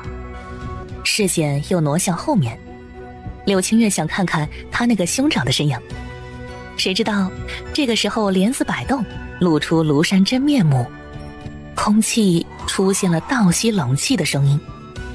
但凡看到景王容颜的百姓，无一不被惊到。柳青月的眼神也随意地看去，好巧不巧，马车里的人也看了过来，四目相对，两人平静幽深的眸子里都闪过了微微波澜。是她，原来是京城女子。那个家伙居然生得这样好看，之前是晚上，倒是失色，只是那家伙似乎受伤了。景王的车驾缓缓离开，进城的队伍也结束了，人群逐渐散开。柳清月没有停留，穿过喧闹的街市，快步往刘府走。谁知刚刚走进刘府门前的巷子，几人便挡在了他身前。你就是柳二小姐？几位找本小姐所为何事？能知道她是柳家二小姐，那就说明这些街霸并不忌惮她的身份。找的就是你。你们要做什么？做什么？你这个乡野丫头，得罪了不该得罪的人，今日便给你一些教训。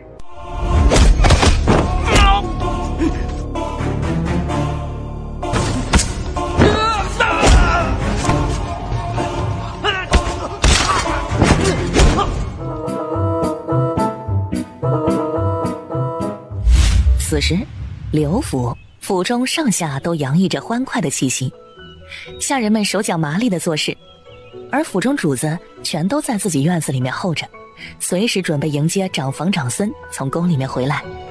老夫人、大夫人，公子已经出宫了，很快便会回府。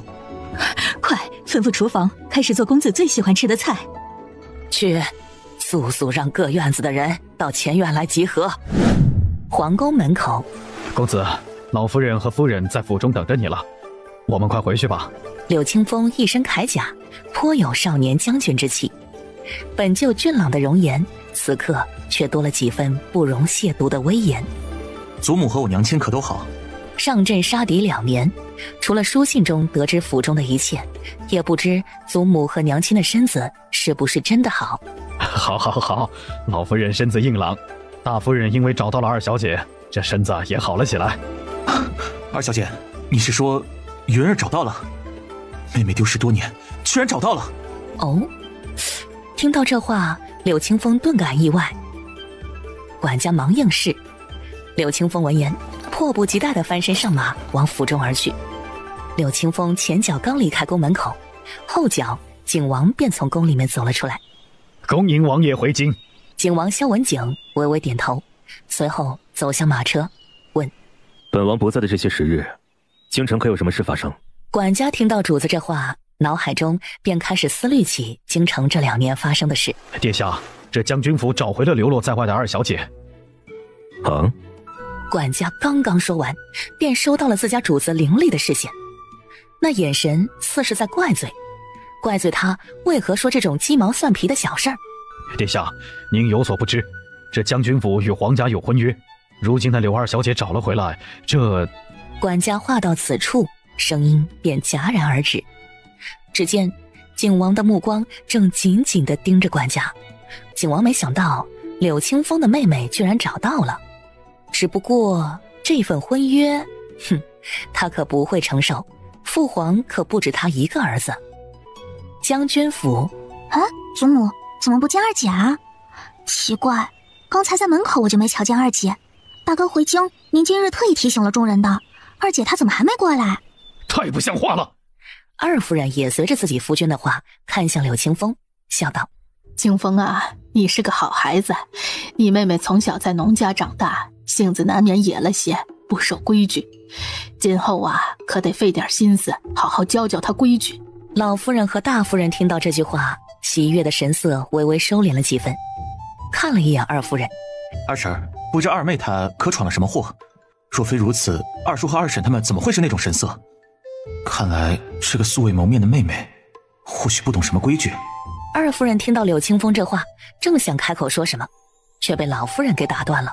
你别听你二婶的，风儿啊，你妹妹性子直爽，是个好的。这个老儿媳妇儿，从什么时候开始，倒是喜欢挑事儿了？即便是此刻不能将那贱丫头如何，但至少能让柳清风心中多些不喜，那也足够了。柳清风也不是傻子，他将众人的神色都看在了眼里。这个二妹，二叔二婶似乎有些不喜，难道做错了什么事？很快有人快步走了进来。这便是我的妹妹，为何跟那日那个女子这般相似？孙女给祖母请安，给母亲请安。柳清月的声音令正在打量他的柳清风眼眸微震。是他，就是他，如出一辙的声音肯定就是他。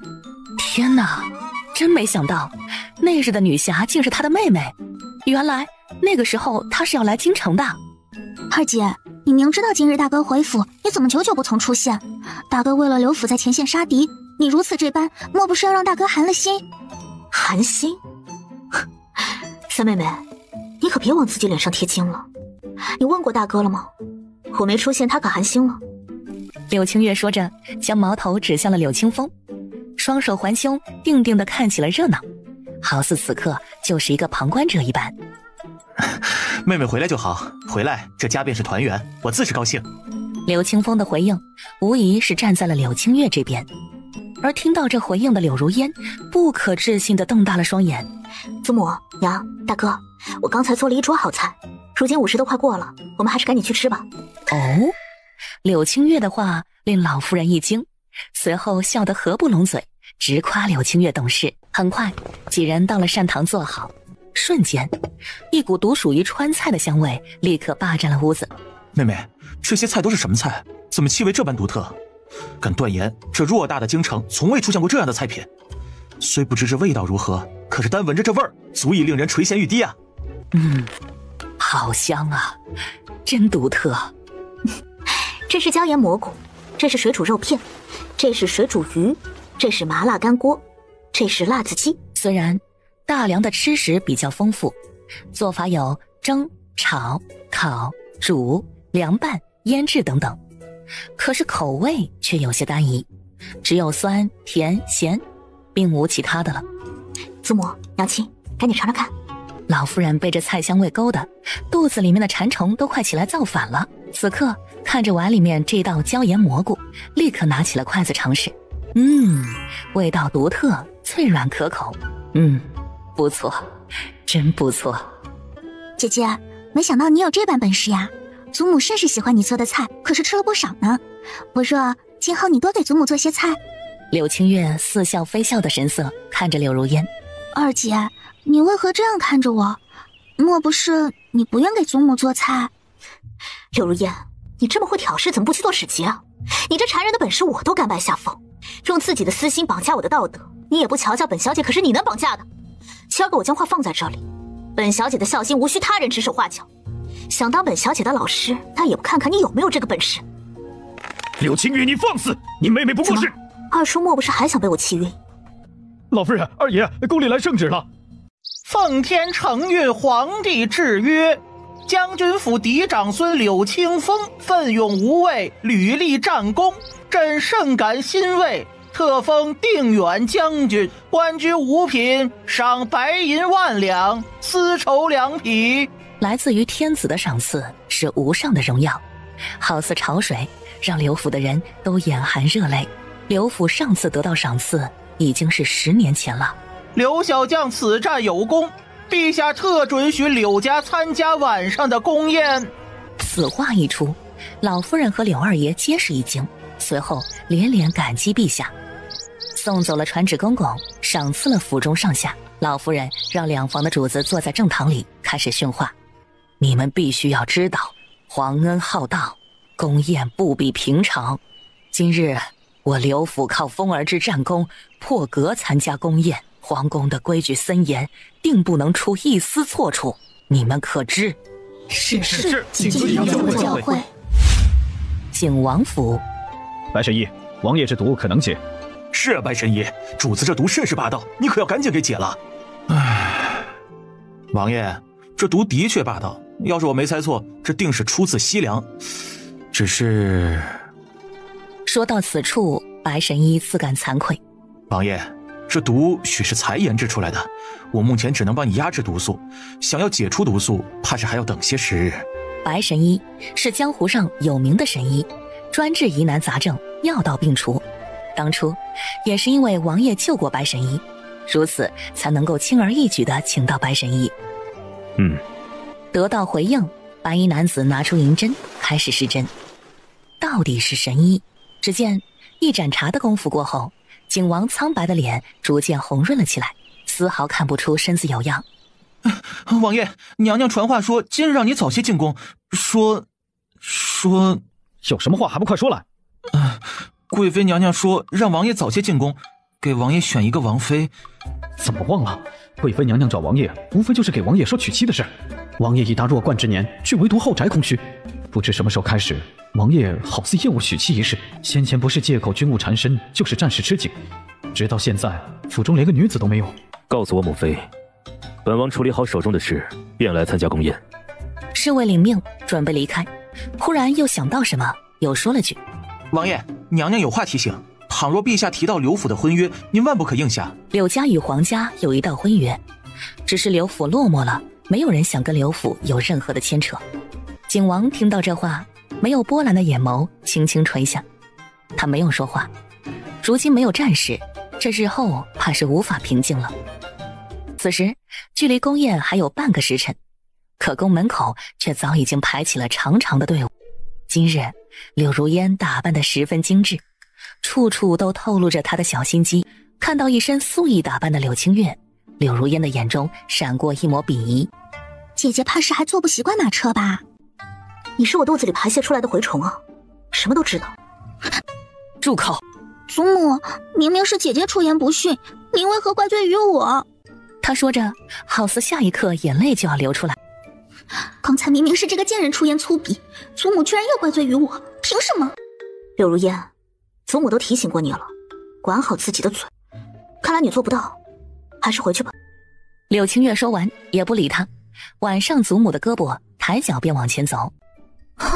你这个贱人，你怎么在这儿？温可舒看到柳清月，顿时瞪大了眼睛。娘，这个贱人就是那柳家寻回来的农家女，那一日就是她得罪了女儿。你敢欺负我的女儿？温夫人，这都是小辈之间的误会。倘若先前我家丫头有得罪小女之处，那老身在这里朝你赔礼了。有老夫人出面，柳清月本以为这件事情便会就此为止，谁知温家人是不打算放过了。刘老夫人，不是我要咄咄逼人，着实是我家舒儿从小乖巧懂事，备受宠爱，即便我自己都不舍得责备她一句。谁知你家刚寻回来的野丫头公然欺辱我温家女，区区一句说辞就能抵消我女儿受到的欺辱。本夫人念及刘老夫人年事已高，又操持整个刘府不宜，便是让你孙女儿跪下来给我女儿磕头赔礼，这件事情便算是过去了。温夫人仗着自己的身份，不分青红皂白指责我一弱女子，似乎有失温家颜面吧。你个贱丫头，竟然敢顶撞本夫人！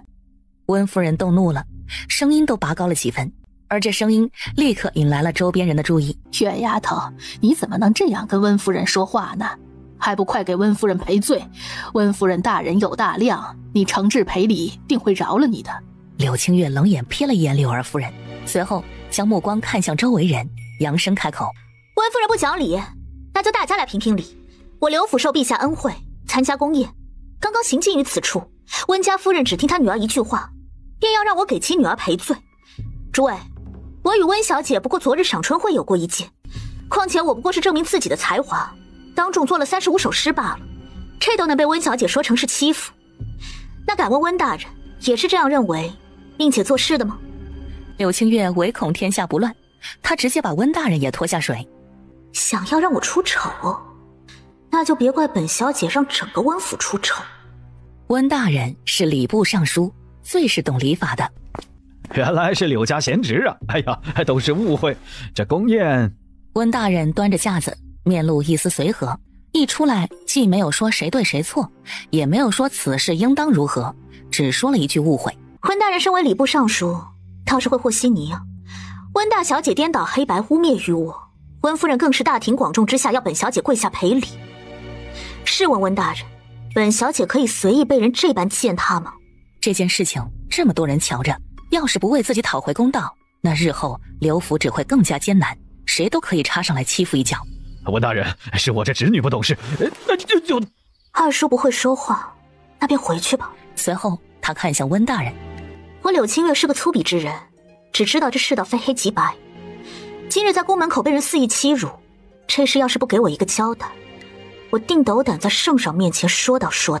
放肆！你是个什么东西啊，竟然敢威胁我！住嘴！柳小姐，这件事你当真要做得这么绝吗？温大人这话是何意？明明是你们颠倒黑白，欺负舍妹在先，怎么温大人这是想仗势欺人吗？这一个个的莫不是造反了？到底谁才是柳家的家主？贤侄，你这说的是什么话呀？我不过是……温大人，你这是不打算让你夫人及贵小姐朝我赔罪了？他看着几人冷漠的眼神，还不等他们回应，便自顾自又说了一句：好，既然如此，那大哥，温家人欺人太甚，当众羞辱肱骨之臣的家眷，温大人身为礼部尚书，徇私舞弊，欺压我刘家。大哥，您把这次的战功都退给陛下吧，我们什么都不要，我们就求一个真理。哎，慢着，贤侄啊，你看。温大人正在犹豫着怎么开口，看来温大人还没有想好。温大人这个时候也顾不得什么了，当即出声劝阻，并且斥责自己夫人：孽障，还不快给柳小姐赔礼！爹，你怎么能让娘给这个贱人？你们两个还不快同柳小姐赔礼！温大人微怒，脸色也很是难看。柳小姐，是我错怪了。你说什么？没听见。柳清月的话令温夫人微恼，不过在看到自家老爷的脸色之后，只能吞下不悦，听话照做，朝着柳清月赔礼道歉。我祖母和我娘身子不好，刚才你们羞辱我，惊吓到了他们。温大人最是懂礼法，你们赔偿我祖母和我娘每人1000两银子，拿来补补身子，应该不过分吧？切，光是嘴皮子说说怎么行呢？他还要精神损失费。柳小姐，不要太过分。过分？过分的是你们吧？我祖母和我娘可是诰命夫人，你们欺辱于我，祖母和我娘担心受惊。倘若今天他们要是有个什么事，你们温府可是要摊上事的。如今我祖母和我娘受了惊，这区区2000两，还多吗？诰命如同朝廷命官，有一定的地位和俸禄，而且还有一定的特权。温大人无奈，只能掏出2000两银票息事宁人。此事化解，温大人先一步离开，众人也不再观望，快步走向宫内。月儿啊，你太冲动了，今日得罪了温大人，日后我们刘府怕是有麻烦了。随着老夫人的声音落下，大夫人也是一脸愁容地应和了一句：祖母娘，你们放心好了，这是天子脚下，温大人是朝廷命官，他最多不想搭理我们柳家人，不会有事的。即便是有事，你们也无需担心，我一人惹事一人扛，定不会连累刘府。就你怎么扛？温大人是礼部尚书，他要是想找麻烦，还需自己动手吧？二叔是担心自己的前程吧？只要你身正不怕影子斜，那人又能奈你如何？不过你要是真的怕，也不是没有法子。二叔，你完全可以和我们大房分家，搬出去住，如此那些人定不会给你使绊子。柳清月的话气得柳二爷说不出话来。柳清月一行人前脚刚离开，后脚景王府的马车便到了。景王是皇子，更是战功赫赫的一品亲王，除了皇后所出的大皇子能够与之比肩，其他皇子皆没有此等荣耀。风月殿举办宫宴的地方，一曲歌舞结束，大皇子萧成荣站了起来：父皇，二弟凯旋而归，儿臣想敬二弟一杯。好，准了。得到应允，大皇子斟满一杯酒，高高举起，看向景王：二弟，你是我大周的战神，我大周有你守护，是百姓们的福分，皇兄敬你一杯，先干为敬。说罢，大皇子一口饮下。皇兄谬赞了，我等是皇子，为父皇分忧是我等的本分，而那些真正守护我大周的人，则是留在战场上的那些人。说完，景王直接将酒洒在地上了。皇兄的酒，我拿来敬那些战死的英魂，皇兄不会生气吧？我儿说的在理，我大周能有今日安泰，是那些浴血奋战的将士守护了我大周，朕敬他们一杯。说着，圣上率先举起酒杯，起身站立，将酒水缓缓洒向地上。二弟，刚才是皇兄浅薄了，如今大周安泰，你已回京，是时候考虑考虑你的婚事了。荣王说完，又立刻看向了父皇。父皇，二弟已经到了弱冠之年，且今日有不少世家千金在场，不如喜事成双，帮二弟定下一门亲事如何？皇儿说的是，老二如今归来，是时候选一个王妃了。不知爱妃心中可有适合人选？陛下，京城世家女子那都是极好的，这是妾身想问问皇儿的意思。只是贵妃的声音才刚刚落下，一旁的皇后笑着插了一句：陛下好事成双，您不介意今日再多一件喜事吧？还有一喜，皇后不妨说来，让朕听听是什么喜事儿。陛下，您莫不是忘了，将军府千金与我们皇家还有一道婚约，先前那二小姐流落在外，如今寻了回来，今日正好在场。陛下，您可别忘了她的婚事啊！皇后这是故意的。柳家二小姐何在？快来让陛下和本宫瞧瞧。臣女柳清月拜见陛下，拜见皇后娘娘、贵妃娘娘。是她？她是柳家那个流落在外的千金？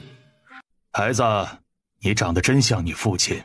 陛下是天子，您如今还记着家父音容，那是家父及我们柳家的福分。臣女不才，日后要是有机会，定向家父学习，为陛下效力。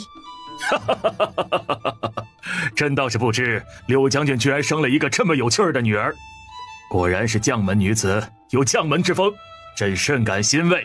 你有这个心，便足矣。陛下这般高兴，想必是喜欢这个丫头吧？臣妾也是觉着这丫头好讨喜，就是不知陛下将她许配给哪个皇子。贵妃娘娘看着皇后的此举，心下不禁着急起来。皇后此举，莫不是想把那柳家女说给我的皇儿？真是该死！陛下一向看重皇儿，那丫头固然是长得好，只不过她的身份家世都不是皇儿的良配，陛下想必是清楚的。此时本宫不便说话。丫头，朕的皇子，你中意哪个呀？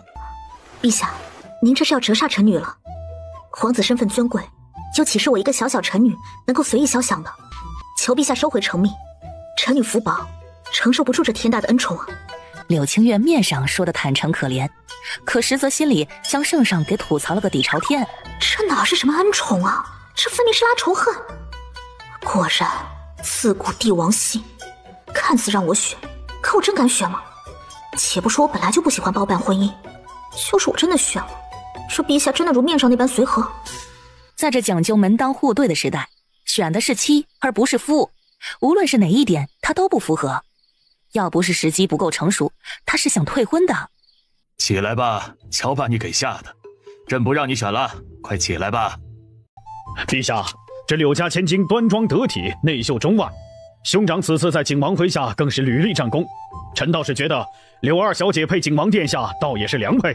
陛下，这柳二小姐举止端庄，说话更是有种将门之后之风范，配景王殿下，郎才女貌，天作之合。文大人和张大人除了政务，居然还替本宫操心起了皇儿的婚事。本宫倒是没明白，你们是从何处瞧着柳二小姐配得上我皇儿的？别忘了，皇子娶妃乃是大事。妹妹莫要生气，两位大人或许是瞧着陛下喜欢这个丫头，才斗胆一言。这柳家千金样貌的确出众，同景儿倒也相配，的确称得上郎才女貌啊。皇后说完，又继而看向圣上。陛下，这皇子选妃的确是大事，柳家是将门，且柳家的婚约是您当年定下来的，说明您是认同了柳家的。这柳二小姐举止端庄，陛下能喜欢是她的福气，况且这景儿因为战事误了亲事，如今天下太平，这兄长尚未娶妻呢，后面的兄弟又如何议亲呢？皇后还真是打的一手好算盘，用我这个没有背景身份的农女来羞辱景王。倘若景王接受，景王在争权方面必然要少不少助力；倘若景王不接受，那不仅让陛下难堪，也让一众朝臣有所非议。这件事明面上，皇后这招棋稳赢啊。即使为景王选妃，这柳家二小姐倒不是不行，只不过景儿征战沙场数载，朕曾允过景儿婚事自行做主，若非她点头，这事儿朕便无能为力，只能另寻他法。皇儿，刚才你父皇的话可听到了？这柳家二小姐，你可愿娶为妃？在贵妃眼中，柳清月是皇后拿来羞辱自己皇儿的人，所以此刻说话便有心想要羞辱一番，也因此她十分笃定，她的皇儿定然不会点头同意。作为当事人的柳清月，面上平静如常，可内心却是疯狂吐槽。我呸！这皇帝可是真狗啊！先前瞧着不错，可事关皇家，这势力的模样却是显露了出来。我根本不想嫁给你们皇家，好吧？拿我一个小小的臣女来博弈，这也太不地道了吧！行，姑奶奶决定了，景王要是不答应，我便主动退婚。用婚约换一个小小的官职，应该不过分吧？景王淡漠的目光环视众人一圈，随后落在那个也不知道在想什么的柳清月身上。父皇、母妃，儿臣愿娶柳二小姐。磁性冷淡的声音在大殿中响起，在场的所有人霎时大惊，空气更是如死一般的沉寂。就是皇后也露出了不可置信的诡异神色。硬了，景王居然硬了。圣上和贵妃虽是有震惊，可震惊之后眼眸里很快染上了焦急。皇儿，你可知你在说什么？皇儿怎么会答应此事？他不是不愿意娶妻吗？怎么就不一样了呢？此刻的贵妃是宁愿自己皇儿不近女色，也无法接受自己儿媳将会是一个身份卑微的农女的事实。相比于贵妃，圣上倒是镇定许多。景儿，你刚才说什么？这话不同之前的语气，隐隐的还带有一丝指责和提醒。唯有当事人的柳清月满脸疑惑，她也不解地看向景王，眉头微皱，完全不解刚才景王这举动是何意。他想干啥呀？是想借此让他当护卫吗？还是说他别有用心？父皇，柳家千金乃将门女，举止端庄，性子直爽，甚合皇儿心意。父皇既已准允皇儿婚事自行定夺，那便就她吧。景王的话气得圣上差点就绷不住了。不过即便是隐忍，可那脸色任谁看了不惶恐。旁边高位上的贵妃也更是气不打一处来。此刻的她才恍然大悟，哼，原来先前皇儿看的正是这个柳家女，而皇儿今日此举定是被柳家女给勾引了。陛下，臣妾倒是没想到景王殿下居然中意柳家二小姐，果然是郎才女貌，天作之合啊。皇后却仿佛没瞧见陛下脸色似的，笑着开口夸赞，适可而止。陛下，这柳家二小姐刚刚巡回，想必对那些礼仪规矩都不熟悉，不若您先赐她为侧妃，其他的待日后再做定夺，那也不是不成啊。哦，还能这样？贵妃的话令圣上眼眸微亮，他当即看向柳清月，正色开口：柳二小姐回京时日尚短，日后定要熟悉各项礼仪，且赐予景王为侧妃，日后再做定夺。柳二小姐还不快叩谢陛下，这今后定是要好好学习规矩。柳清月早在贵妃提出意见时，心下就翻起了白眼儿。这家人太过分了。虽然我不屑嫁入皇家，可如此瞧不上本小姐，这不是存心恶心人吗？哎，没吧，生在皇权社会，不得不暂时低头啊。他眼下心中的不快，大大方方地朝圣上谢恩。景王看着大殿中站立的那抹倩影，明明是那般瘦小，却总是感觉浑身上下都透着某种令人震惊的力量。的确，明明流落农家，那身武艺却是惊人，就是不知道他身上还有什么本事。不过今日这事儿，父皇不该如此定夺。就这样，这件事情到此为止，宫宴继续。柳清月顶着不少人嘲笑又嫉妒的目光回到了自己席位，但他像个局外人一样的神色坦然地坐下。至于二房的人，除了柳二爷目光略显一丝责备之外，另外两人的目光却透着不甘。该死，这套婚约明明是我们的，要不是那贱人回来，这婚约怎么可能被抢呢？大皇子看向景王的目光，得意的神色中闪过了一抹锋芒。虽然只是一个侧妃，那本王就有把握让那侧妃屹立不倒，并且成为正妃。区区一个五品助理而已，父皇就是再恩宠又如何？他拿什么来跟我争？这朝堂上多的是本王的人，战场不比朝堂。哼，面上瞧着祥和，实则波涛汹涌，危机四伏。武本王是比不过，但论文未必他能赢。时间一晃，宫宴结束了，天色也暗沉了下来。有些人啊，天生长了一副狐妹子脸，看似出尘，实则贱胚子一个。可不是，哼，癞蛤蟆想吃天鹅肉，真是痴心妄想啊！呸！一个农家女还想飞上枝头当凤凰，她也配？几个女子看向柳清月这里，阴阳怪气，冷眼嘲笑。其中就有温小姐。玉儿说的是，祖母娘，我们柳家虽然不似从前荣景，可也不是任何人能够欺凌的。你们放心，柳家今后的担子由我担着，定不让柳家及妹妹被人欺辱。刘老夫人、柳夫人，我们家王爷想请柳二小姐旁边一叙。前来传话的是武阳。对于柳家人，武阳谦卑有礼，态度恭敬。武侍卫啊，既是王爷有话要说，老身自是不便阻拦，只是这天色已晚，祖母，景王或许有事找我，你们在宫门口等我，我去就来。说罢，他看向武阳，走吧，带路。武阳没有任何迟疑，朝着老夫人抱拳，随后在前面带路。哎呀，这个月丫头啊，怎么这么和武大人说话呢？真是要急死老身了。祖母娘，你们就放心吧，景王是个什么性子我再清楚不过，你们就放心吧，等会儿妹妹定会平安无事出来。三个人走向了宫门，刚刚走出宫门，便瞧见了早早出来的二房一家。没错，先前有人使绊子时，二房的人担心被牵连，便直接出来了。娘，你们怎么这个时候才出来呀？哎，那丫头人去哪儿了？祖母，姐姐她人呢？怎么没有瞧见她的身影？难不成……好了，我乏了，你们随我一同回去。老夫人看了一眼二房一家人，没来由的感到心累。宫内一处亭子里，景王站在亭子旁边，抬头看天，似在欣赏夜色。景王找我何事？柳清月走到了萧文景身侧，他同样抬头看向夜空，直言出声询问：你可知你已经得罪了不少京城权贵？怎么，你找我来是想提醒我，还是敲打我？两人离得本就不远，景王隐隐的可以闻到柳清月身上散发出的淡淡香味。景王的眼中闪过一抹失神，可生怕被人瞧出异样，赶紧挪开视线。那些世家关系错综复杂，并非表面上那么简单。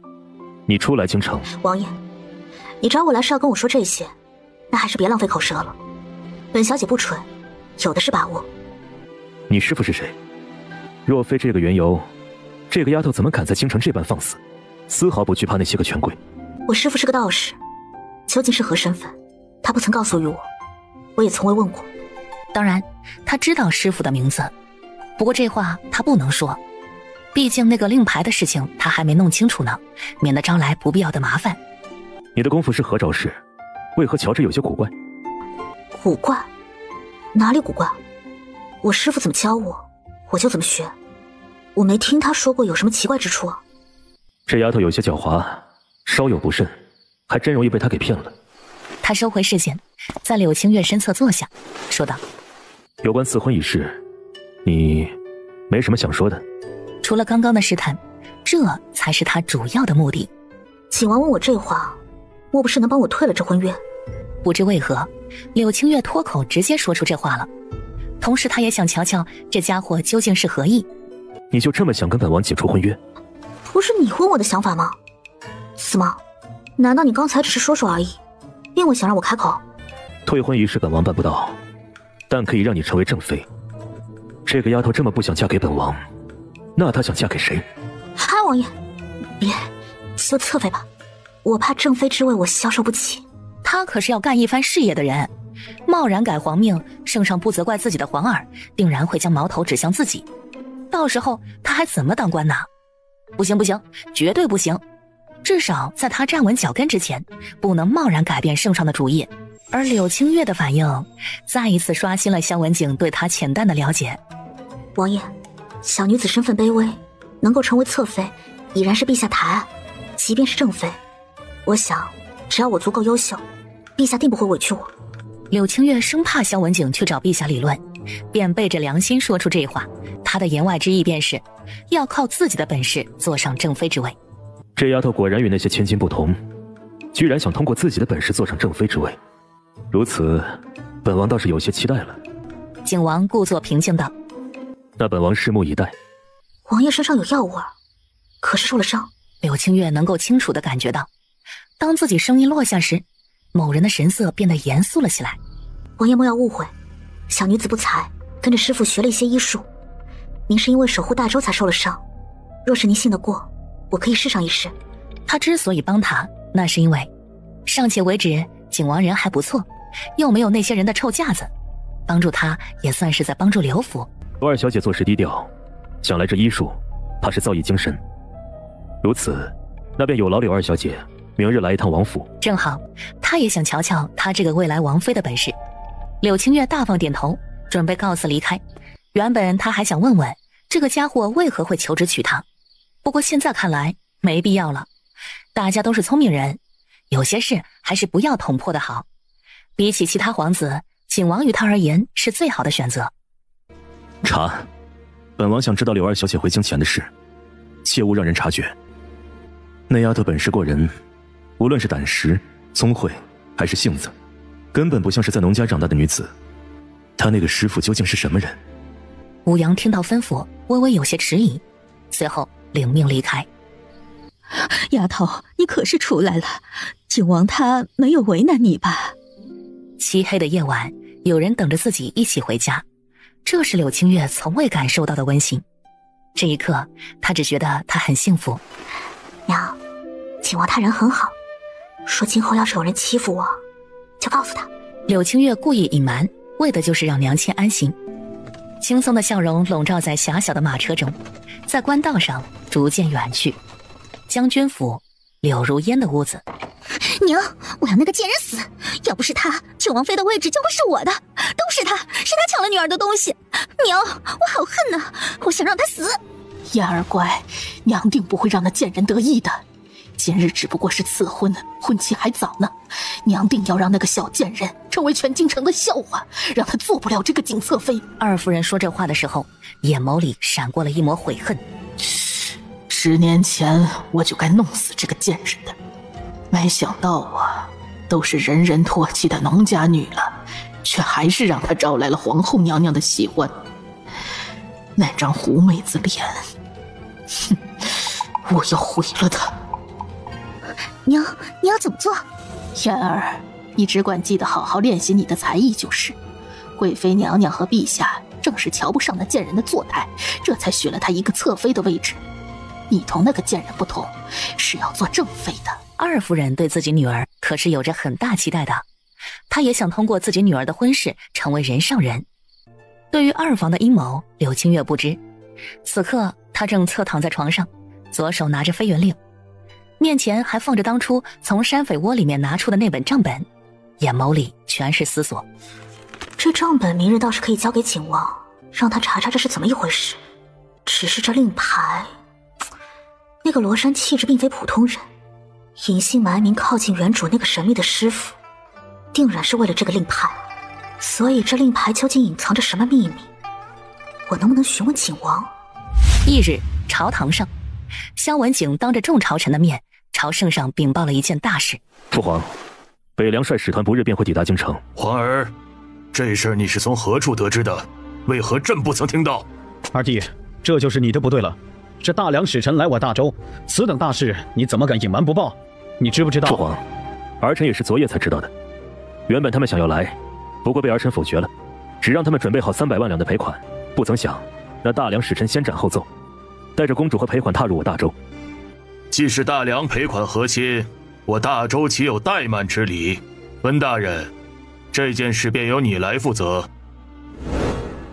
御书房，5个皇子站于大殿之内，个个都气质非凡，模样俊朗，气宇轩昂。你们几个谁愿意娶那和亲公主和郡主？父皇，儿臣已经娶妻，这娶和亲公主一事，正好2弟、4弟和5弟都合适。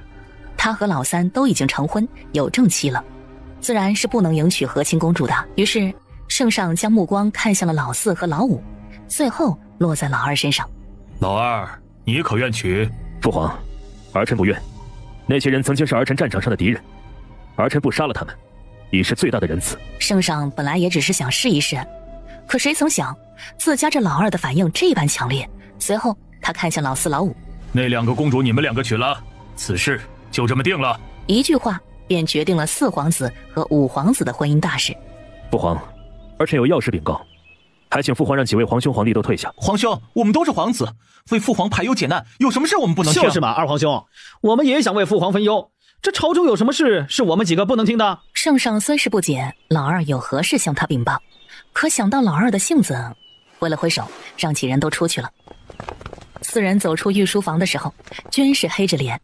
大哥，这2哥真是越来越放肆了，根本没将我们放在眼里。老4朝着老大发牢骚，脸上带着怒气。老五也插了一嘴：就是啊，以前他这是仗着父皇的恩宠，不将我们放在眼里，如今有了战功，这是越发的放肆了。二哥性子冷，又有战功，大哥你啊，有的忙喽。想隔岸观火，做梦。御书房，景儿可是出了什么事了？萧文景没有立刻开口说话，直接从怀中拿出一张纸来，将其打开，放在龙案上。这是……萧文景拿出那纸之后，便随意寻了个椅子坐了下来，目光平静。景儿，这图你是从何处寻来的？那些人在什么地方？昨夜有人来景王府刺杀，这图案是那些刺客肩膀上的。这是我们大周消失已久的飞云铁骑，效忠于我们大周的铁骑怎么可能会刺杀我的皇儿？还有，那飞云铁骑还在，那些人究竟在何处？我的父皇明明告诉过他，那些人卸甲归隐，不问世事，怎么这个时候会有那些人的踪迹，而且还是刺杀我的皇儿？这究竟是怎么一回事？父皇，昨夜我查阅典籍，那里面有记载，说曾经祖父为了号召他们，命工匠打造了一个玄铁令牌。父皇可知那令牌在何处？要不是昨夜他寻找以前的记载，他竟不知那飞云铁骑竟是那么的厉害。不过才1000人，竟是以1敌10之势，硬生生的将大周版图拓展到了如今这局势。你祖父不曾提起过。说来也奇怪，他父皇还真的不曾提过那枚令牌。他也想过寻找，可这么些年以来，那铁骑好似埋没黄土，一点消息都不曾寻到。父皇莫要担心，这件事儿臣自会调查。或许昨夜那些人并非是真的那些人。萧文景之所以这么说，是想让自己父皇放宽心，不过效果甚微，他父皇依旧是一脸凝重之色。父皇，那大梁此次来访，儿臣琢磨着可能目的不纯。皇儿以为那些人有何目的？大梁与藩国墨兰之间关系诡异，并非明面上不堪。儿臣以为，此次大梁来访，很有可能是想探探我们的实力。这几年以来，大梁明面上总感觉实力在减弱，任由藩国墨兰欺负。可这样的诡异关系，他不信大梁是真的软弱。依皇儿所言，我们当如何防备？父皇，您是天子，且这不过是一件小事，您做主就行。父皇，儿臣还有要事处理，先退下了。说完，无视自己父皇那幽怨又生气的神色，抬脚悠然离去。这个不孝子，就知道气我。柳清月还同往常一样的时间，来到老夫人的院子里请安。嫣儿呢？他人哪去了？柳如烟一进来就向老夫人赔罪。祖母，嫣儿今日身子有些不适，故而来晚了一些，还请祖母恕罪。妹妹既然请罪，祖母，你就罚她把府中的家规抄写10遍吧。明明气色红润，却还要借口称病。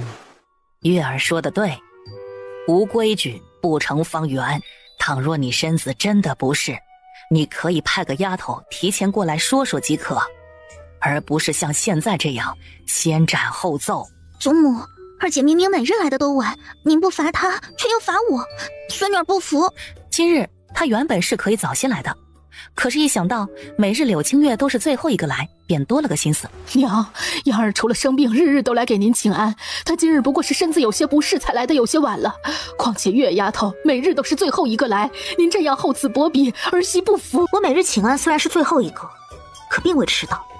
娘，你看看这个野丫头，真的是要反了天了！您难道不管管她？好歹我也是这个府的当家主母，这个野丫头……二婶，你的声音像个求偶的死鸭子，还是赶紧闭嘴吧。说罢，柳清月将吴氏的手反握住，微微下压，让吴氏直接跪在地上。柳清月，你大胆，你竟敢！祖母，二房瞧不上我，又厚颜无耻住在我爹用命换来的房子里，还管着偌大的府邸，这与理不合。祖母，这管家权还是交给我娘和您一起打理吧。二房人做事，我不放心。祖母，我娘管家兢兢业业，从不敢怠慢，没有功劳也有苦劳啊！您不能因为二姐的一句话而收了我娘的管家权呢。兢兢业业，等这些账找人算算再做定夺。祖母娘，并非我有意针对二房，而是有些事必须查清楚。月丫头啊，你有什么事儿且先说说看。倘若真的是二房的人所为，祖母收了他们的管家权也不是不可。祖母，娘，我的丢失很可能跟二婶有关。什么？丫头啊，你说什么？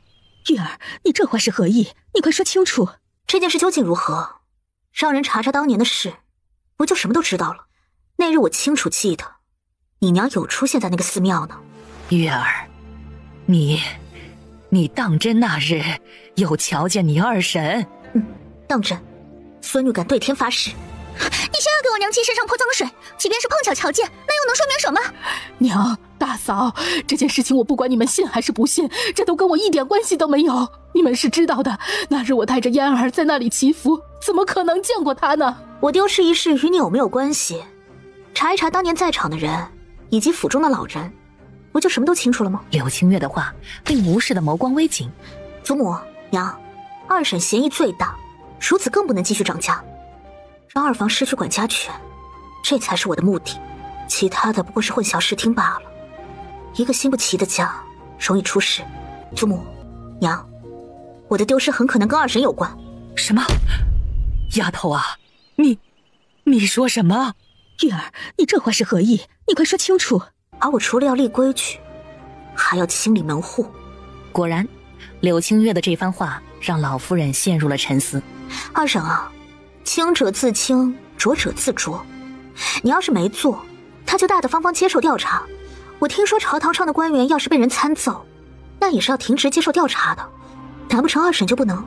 娘，您也是这样认同的？老二家的，你且先将管家权交出来，待事情查明再做定夺。老夫人的话打破了吴氏心底最后的一丝期待。吴氏身子微晃，随后安静的领命，命人将钥匙及账目全都搬了过来。下人们手脚利索，很快便将所有东西全都搬了过来。吴氏将东西都交接之后，人便要离开。啊，二婶别急啊，这之前的账目还没有对呢。你着急离开，那便立一个字据吧。要是账目没事，那便没事；要是账目有误，那二婶可是要负责的。柳清月，你放肆！我娘再怎么说都是你二婶，管家多年，就让你一而再再而三的羞辱，你这是故意而为。那要是会管家，自然不会说出这话。你要是没事，还是多吃点猪脑吧。啊，脑子是个好东西，坏了，便是一个废人了。行了，老二媳妇儿，就按月丫头说的办。娘，够了，二媳妇儿，这些年你掌家辛苦了。这要是账面上没有问题，娘定不会委屈你，你且放心就是了。二房的人离开以后，老夫人便问话了：月丫头啊，今日这事你目的为何？哎呀，祖母，瞧您说的，我能有什么目的啊？我不过是想敲打敲打二房的人。今时不同往日，这二房的人要是再不立起来，我怕着了别人的道。丫头，你这丢失一事，祖母，这件事您命人调查调查，不就什么都清楚了吗？您只管相信我不是撒谎就行。说完，柳清月便假装回忆起残缺不全的记忆，提出几个可疑的地方，随后便离开了。老夫人和大夫人两人心思复杂，互相看了一眼，全都沉默不语。柳清月刚刚回到自己院子，柳清风便匆匆地赶了过来。大哥，你来了。二房的事我听说了，妹妹，二婶吴氏她……大哥，这件事等调查出来自会知晓，你且等着调查结果就是。可是柳清月的话让柳清风就有点听不明白了，正想开口说什么，可忽的空气里传来波动。柳将军，柳二小姐。武侍卫，你来做什么？还有，这是我妹妹的院子，你这样突然闯入，未免有些不太好吧？柳清风的话让神色平静的武阳有些怔愣。说吧，你家主子派你来有什么事？柳二小姐，不日大梁使臣将会进京，那些人居心叵测，主子让我提醒你多多防备。说完，武阳便抱拳离开。清宫，那个来无影去无踪的清宫，大梁使臣来访，不是赔礼就是找事。这要是像电视剧中演的那样，用稀奇古怪的问题刁难满朝文武，那我岂不是可以立功当官吗？不敢想象，想想都觉得激动。柳二小姐，我们娘娘有请。敢问嬷嬷，您家娘娘是？主子，娘娘请柳二小姐进宫了。可知我母妃召她作甚？宫中并未有人传话，命人盯着。倘若我母妃动怒，那便借口本王将柳二小姐请过来。舒兰殿，说吧，刚才你对本宫大不敬，本宫该怎么罚你？娘娘，要不您罚我给您做一款面霜吧？臣女得师傅真传，做出来的面霜可以让任何女子年轻貌美，容颜缓衰。你会做面霜？娘娘，臣女就是有天大的胆子，也不敢说欺瞒的话。我如何流落农家？可我的本事不比那个呆板的闺女差。这区面霜而已，明日便给您送来。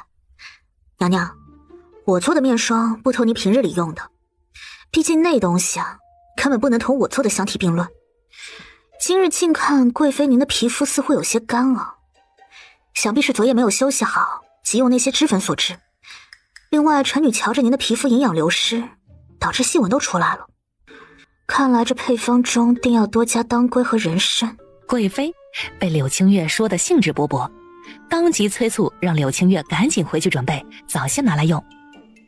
柳清月离开之后，贵妃娘娘看着镜中自己的面容，心怀期待。娘娘啊，那个丫头最是巧言善辩了，您莫不是忘了您招她入宫的目的了？哼，那丫头倒是生了一张巧舌，哄得本宫倒是忘了正事。这边柳清月从宫里面出来，迎面碰到了景王的另外一个护卫。柳姑娘，我们主子命我来接你。昨夜有答应去景王府给萧文景看诊，因此他今日看到刘云并没有意外。臣女给王爷请安。你是来给景王诊病的？柳清月并没有理会那白衣男子，他径直走到景王旁边的椅子坐了下来。还请王爷伸出手来。萧文景闻言伸出右手，神色如常，并未说话。难不成这女子真会看诊？就是不知她这道行可能瞧出景王体内的异常。王爷，你中毒了。你刚才说什么？你瞧出景王他是中了毒？瞧这公子想必是一个大夫吧？难不成你瞧不出景王中了毒？本神医乃天下第一神医，怎么可能瞧不出这区毒症？天下第一？哼，很快就不是了。你说什么？你在质疑本神医？对，我在质疑你。你又有何能耐？敢质疑本神医的医术？今日你要是……就他，3日内你要是能清除他体内的毒，我任凭你差遣。不过，这个丫头，当真有把握解我身上的毒？要是本小姐3日内解了景王身上的毒，你便让我差遣，公平公正。不知白神医敢不敢与本小姐打赌啊？你3日内能解毒？怎么，区毒症，难不成白神医你3日时间解不了？怎么解不了？本神医这就回去寻找药材。反倒是你这丫头大言不惭，你要是解不出来，立字为据。柳清月当然知道这白神医想说什么，他果断开口说出4个字。很快字据写好，柳清月第一个写下名字，并且按下了手印，果断的模样让人十分佩服。好了，你可以回去找草药了。被人催促，白神医面子上有些挂不住，冷哼了一声，随后离开了。你可知本王中了何毒？跟白神医打赌，这丫头是没听到他的名头，连任凭差遣这样的话都敢说出来，这丫头难道就不怕吗？这家伙毒发了，脾气忽然这么大，我是那种不长脑的人吗？不就是以爆草为主要毒物的幽毒吗？不过好在你当时服用了普通的解毒丸，压制住了毒性。不过这也证明那什么神医尚且还不会解此毒。你说我说的可对？真没想到这家伙中了此毒还跑出来引诱奸细，当真是能忍了。这个爆草是从一种草类植物中提取出来的毒液，能够引起强烈的疼痛，并且可以增强其他毒物的毒性。这个丫头说的都对，只是那爆草是何物？我好似不曾听白神医说起过。你真的能够3日内解毒？那当然，要是没把握，我又怎敢同天下第一的白神医打赌呢？刚才是我多虑了，这丫头的本事倒是令人意外。谁能想到柳家这个流落在外的千金，居然有着高超的医术，当真是令人意外呢。把上衣脱了。你让本王脱衣？不脱衣服怎么扎针啊？赶紧的，莫要耽误了回家用膳的时间。一个大男人磨磨唧唧像什么呀？这个丫头好像在鄙视我。时间有限，柳清月将治疗分成3个阶段，正好3日时间治好。第1阶段便是疏通经络，方便第2阶段来排毒。至于这第3阶段，那便是巩固修复受损的脏腑。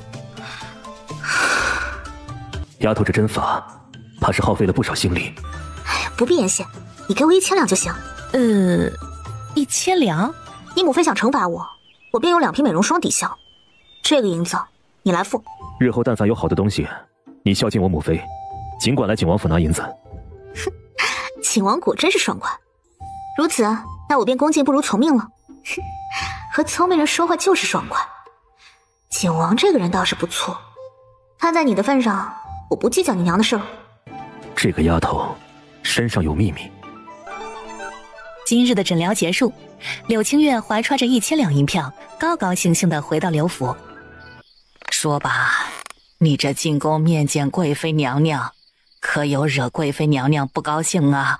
没有，贵妃娘娘是什么人啊？我怎么可能得罪她？哦，你当真没有惹贵妃娘娘不快？祖母，你就放心吧，我真的没有招惹贵妃娘娘，不然的话，我怎么能够平安出宫呢？不可能，你既然无事，又为何到这个时间才回来？丫头啊，你就快如实的说吧，祖母承受得起。无奈，柳清月只得简单的说了一下宫里面的过程，并且她很早便出宫了，去自己铺子里面瞧了瞧。而对于景王府一事，以及给贵妃娘娘送面霜一事，柳清月选择了隐瞒。肚子饿死了，美味当前，柳清月招呼老夫人一起用膳。可正要咬下，她的眼眸忽然暗沉了下来。这才被人动了手脚。祖母，这丫头啊，你怎么了？祖母，我们去您的院子吃吧，可能这2日吃荤食有些多了，瞧着没胃口。祖母，我想去你那里吃点素食。老夫人点点头，也没多想，笑着同柳清月离开院子。不过柳清月在离开之前，有命春枝留着那些食物，借口说要将饭食送给外面的乞丐吃。看来吴氏这是狗急跳墙了。祖母这里的菜暂时没有问题，想必我娘那里也没有问题，不过之后就怕那人丧心病狂。柳清月快速吃完饭，回到了自己院子。春喜，你速速找人问问，今日这菜都经过了哪些人的手，最好给本小姐弄清楚哪个人同二房关系密切，或者说这2日哪个人同二房有过联系。丫鬟春喜听到主子这话，忽然就明白了什么，立刻领命，随后离开。春枝，乔哥让你办的事可办好了？辉小姐，那些银子奴婢全都用来收买府中的下人，他们愿意为小姐办事。暗中找几个人查验寿喜院和我娘那里的伙食。柳清月吩咐完，春枝也匆匆离开了。避子药，慢性毒药，我当如何回报这份大礼呢？等待的时间虽是漫长，可在银子的加持下，柳清月并没有等多长时间。小姐，奴婢打听到了，今日这午膳是2个老厨子所做，是经由云婆子之手交给了我们的人。奴婢查到，那个云婆子昨日有同二夫人的丫鬟接触过。刘府东北角，靠近祠堂的一座院子。由于偏僻，院子没有住人，平日里更是没人踏足这里。二小姐，是你为何要说二房让你给本小姐下药的事吧？这件事二小姐怎么会知道的？二房的人说了，那粉末可都是无色无味的，若非有银针试探，就是大夫也吃不出来呀。怎么会这样？怎么会这样啊？不管你如何狡辩，都掩盖不了你下药的事实。本小姐有的是法子让你生不如死，不过要是你能将功补过，本小姐可以放你一马，且不连累家人。哎呦，二小姐饶命啊！奴婢也是被人胁迫，真的是无心之举啊！二小姐饶命啊！老奴愿意为二小姐马首是瞻，赴汤蹈火，在所不辞啊！二房让你下的药，本小姐让你放在三小姐的饭食中，以其人之道还治其人之身。药都已经买了，不用了岂不是浪费？什么？二小姐让我将药下到三小姐的膳食里？这二小姐她